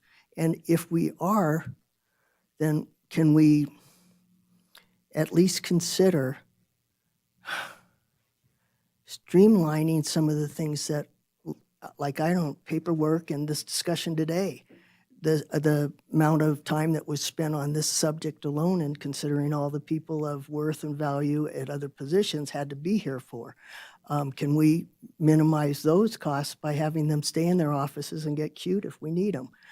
The deal is for me that I think we're living outside of our means and that what we've got as far as resources, our trees and such, or our facilities or our staff need to be watched a little closer and tighter to the vest and keep the wallet in the pocket or at least know what you've got in it. Thank you. Thank you. Do I have any other public comment? No? Okay, I'll accept a motion. Supervisor Giomi. Move to adopt resolution number 2026-R-9. I have a motion and a second for approval. All those in favor, please say aye. Aye. Any opposed, say no. Let the record reflect it was unanimous. Thank you. We're now on to agenda item number 17, which is our non-action items. I wanted, let's see if I can find it. Say how excited I am that we are going to have, oh, here it is. Sorry, too much paper. A special event, you know that America 250 is a big celebration nationwide and things going on. And I just learned of another one because my friend gets to be the carrier. I'm like, how did I not get this? But anyway, there is a 21-week cross-country relay that involves walkers, runners, bicyclers, equestrians, and non-motorized travelers along the entire route of the trail, crossing the Golden Gate Bridge on the 4th of July and reaching the Atlantic on Thanksgiving Day, with the relay arriving in Carson City on July 16th, 2026. So I'll try to put some more information out and do a proclamation for that. But we are one of 7 capitals that will have the glory of this relay of the Declaration of Independence. So anyway, I just thought that was kind of neat. We have a Carson City resident, Jeannie Young, that will represent us to carry that. So I'll get you guys more information. Anybody else have something to share? Just one. Go ahead. The prison is open for business. Historical tours and ghost walk tours tickets are on sale now on the Preservation Society website, as well as the Mother's Day Haunted House is ready to go. So if you want to take your mother to a haunted house on Mother's Day, get your tickets now because it will fill up. We all laughed, but let me tell you, it's incredible, the people that show up for a haunted house on Mother's Day. It might not be my Mother's Day choice, however. Son, if you're listening, skip that one. No, I do not like scary stuff. We had a house full of people one year at Christmas, and I said to Marty, I said, let's get out of here and go somewhere quiet. So we went to the movie. You can't imagine how many people are in the movie on Christmas Day. Oh, yeah. I had no Packed. clue. We walked in there, and it was like elbow to elbow. Yeah. We're like, yeah. That's the worst day. Mr. Martell, you have something to share? I'll just thank you, Mayor.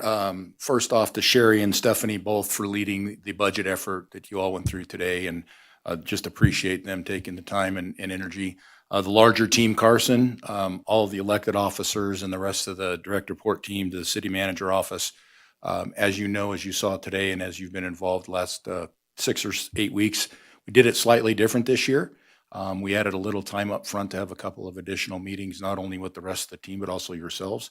And we certainly appreciate the effort that you all put in as well to give us the guidance we need to turn this corner and head to the home stretch. So kudos to the entire team. Thank you. Okay. Anybody else? I don't have a water sub-conservancy report? Nothing? He's gone? Is he gone? Oh, you were gone. And Ed's gone. And so who's acting or doing Well, right now? so we met last night, and, updates on the East Fork. Reed Cousins is doing a wonderful job, as the new manager. But really, it was an information type meeting, so Great. nothing. Oh, I'll just report a little bit because we don't get to give staff kudos too often. I serve on Tahoe Transportation District, and so I go to the lake once a month to work on projects there on behalf of Carson City, and we have a bunch of different subcommittees that work on things, and we're working on State Route 28 and trying to get parking off of that and what we're going to be doing there, and then what shuttles and services. Again, the objective is to get vehicles off, as many as you can, off the roads and off the sidelines and parking. And I just wanted to give a shout out to Mr. Martinovich because he was singled out at the last TDD meeting as really being a stellar member in his contributions to the subcommittee for helping in transit and getting vehicles off the side of the roads and code enforcements and things of that nature. And so I was pleasantly pleased to hear our staff, because I know that committee has like 20 people on it. So for him to get called out, we should in turn call him out. So for a good call out though, Chris, this is a good call out. So just kudos, but we're really doing a lot of work to do that. They have developed this new, I forgot what they called it, not an octopus, but like an octopus, but they brought it in to show us instead of putting a boot on your vehicle so that you can't travel, it's this huge yellow, don't quote me, but it's like an octopus. But it opens up and fits like a big suction cups onto your windshield, and you have to type a code in after you pay to be able to even get to move the vehicle. So they're really bringing a technology to bear there. And then worse than that, it gets it off, but then the person has to go deliver the device back somewhere on top of it. And if they don't, they get another huge fee. So it'll be interesting to see the implementation on State Route 28 if we're finally going to get some cars off the road, off the shoulders. So that's the big project we're working on right now, though, at the Transportation District. So that's my update for that one. You got another one? Oh, yeah, I'm sorry, I Oh, no just. problem, sorry. had It hit you. With the budget and all, I'm just shifting gears. One thing that was discussed last night as well is, Carson River or Carson Water Subconservancy District. It's a confusing name, and so there is interest in potentially changing the name to the Carson River Conservation District. And so that they've been working with a couple of legislators and working on perhaps getting that name changed so that it makes more sense to the community and better reflects really the objectives of the district.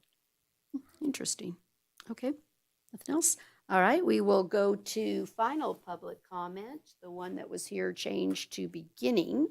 So do I have any final public comment for the Board of Supervisors? And then we'll go to redevelopment. Yes, thank you very much. I'm so pleased to hear the updates from the Carson City Water Cities subs. Yeah, because I'd like to change the name just because I can't say it. But the thing is that I appreciate the fact that Sherry and everybody's done the wonderful job, because I could look it over and see each item, and I appreciated that.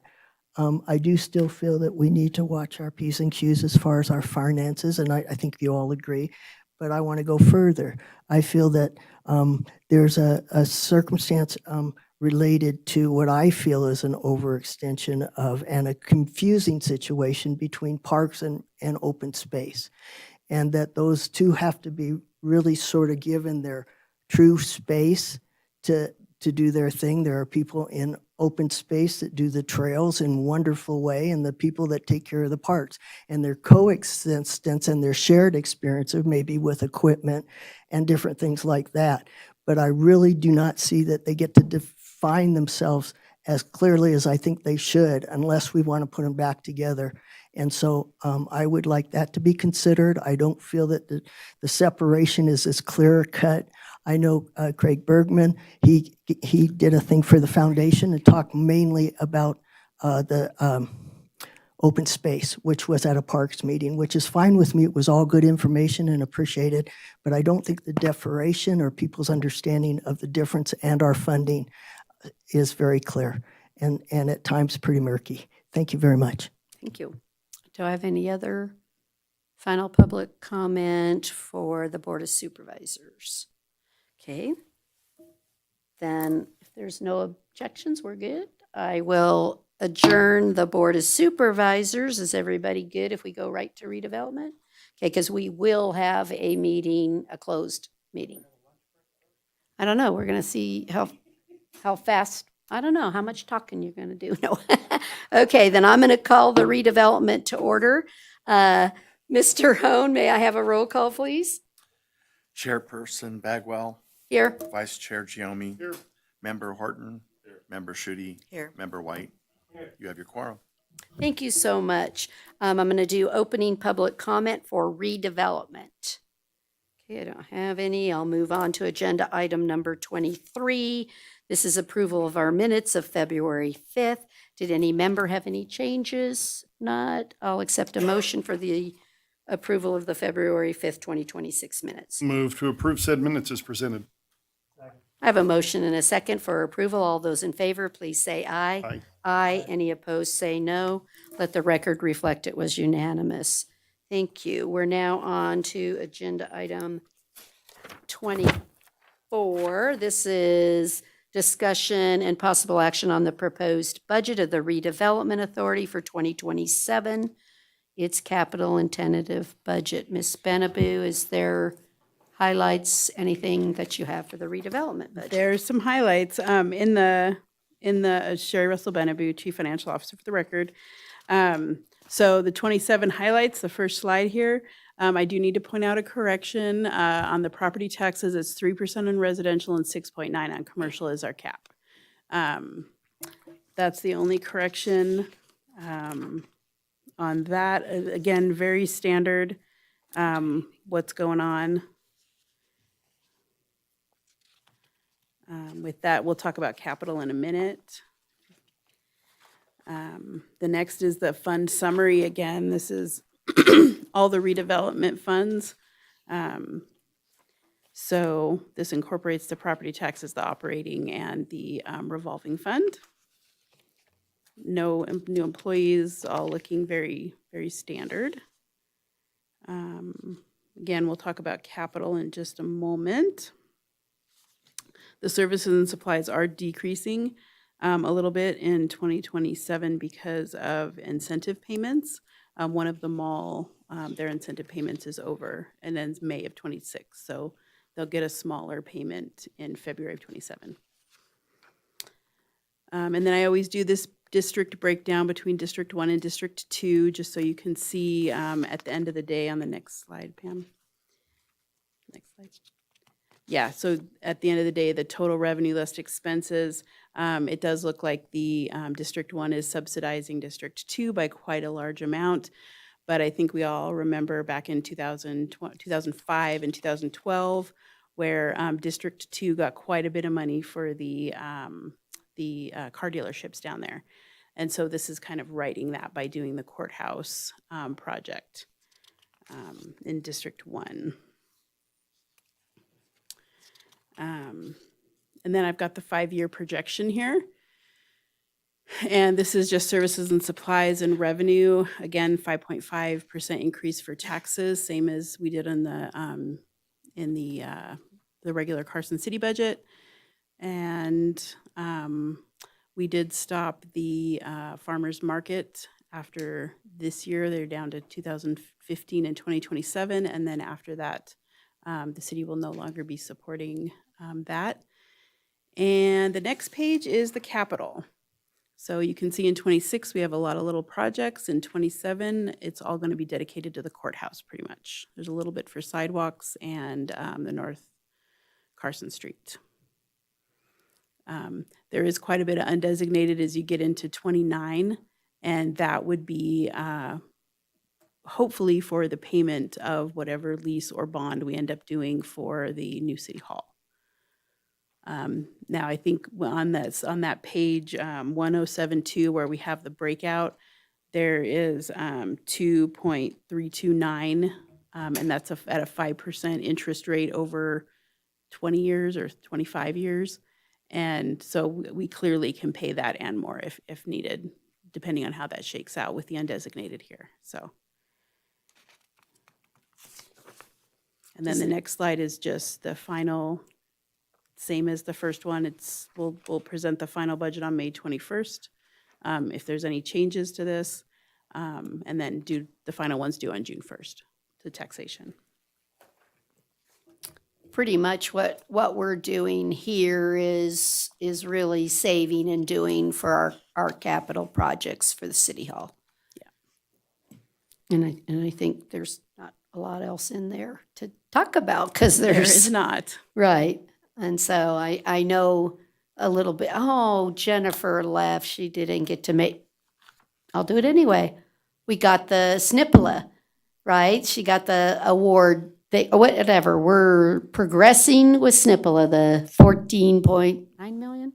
Yeah. Yes. Diploma. Yes, Yeah. it came through She did. yesterday. So sorry, forgot to put that out earlier, but hooray, right? And so typically Mills Park and some things used to get money out of redevelopment to do things. So she doesn't get any out of redevelopment because we're focusing it, but happy to announce that the SNPLA came through with the award. So what'd you tell me? A year of design and 2 years of construction. So they'll be moving right into, and some of it they kind of already put the plan out there, but to get the technical design going now. So that's good news.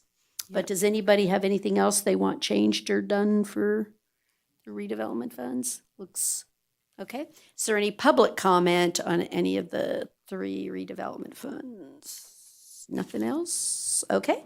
I'll bring it back up here then for a motion. Supervisor, Giomi. I move to approve the proposed Carson City Redevelopment Authority fiscal year 2027 tentative budget and CIP, and direct staff to implement any change, and direct staff to implement To return. plan and return with the final budget for adoption at our meeting of 21 May 2026. I have a motion and a second. All those in favor, please say aye. Aye. Any opposed, say no. That was because you weren't supporting the city hall consistency. Did you want on the record why you were no? Nope, just no. Okay. Thank you. So let the record reflect that was 4 yeses and 1 no. Okay, we are now on agenda item 26, 25, sorry. Is there any final public comment on the redevelopment? Seeing none, if there's no objections, we are adjourned as the redevelopment authority. We will take just a couple of minutes to clear out, and we'll do our closed session to see if we can get that finished up. Thank you all for a great day and good meetings, and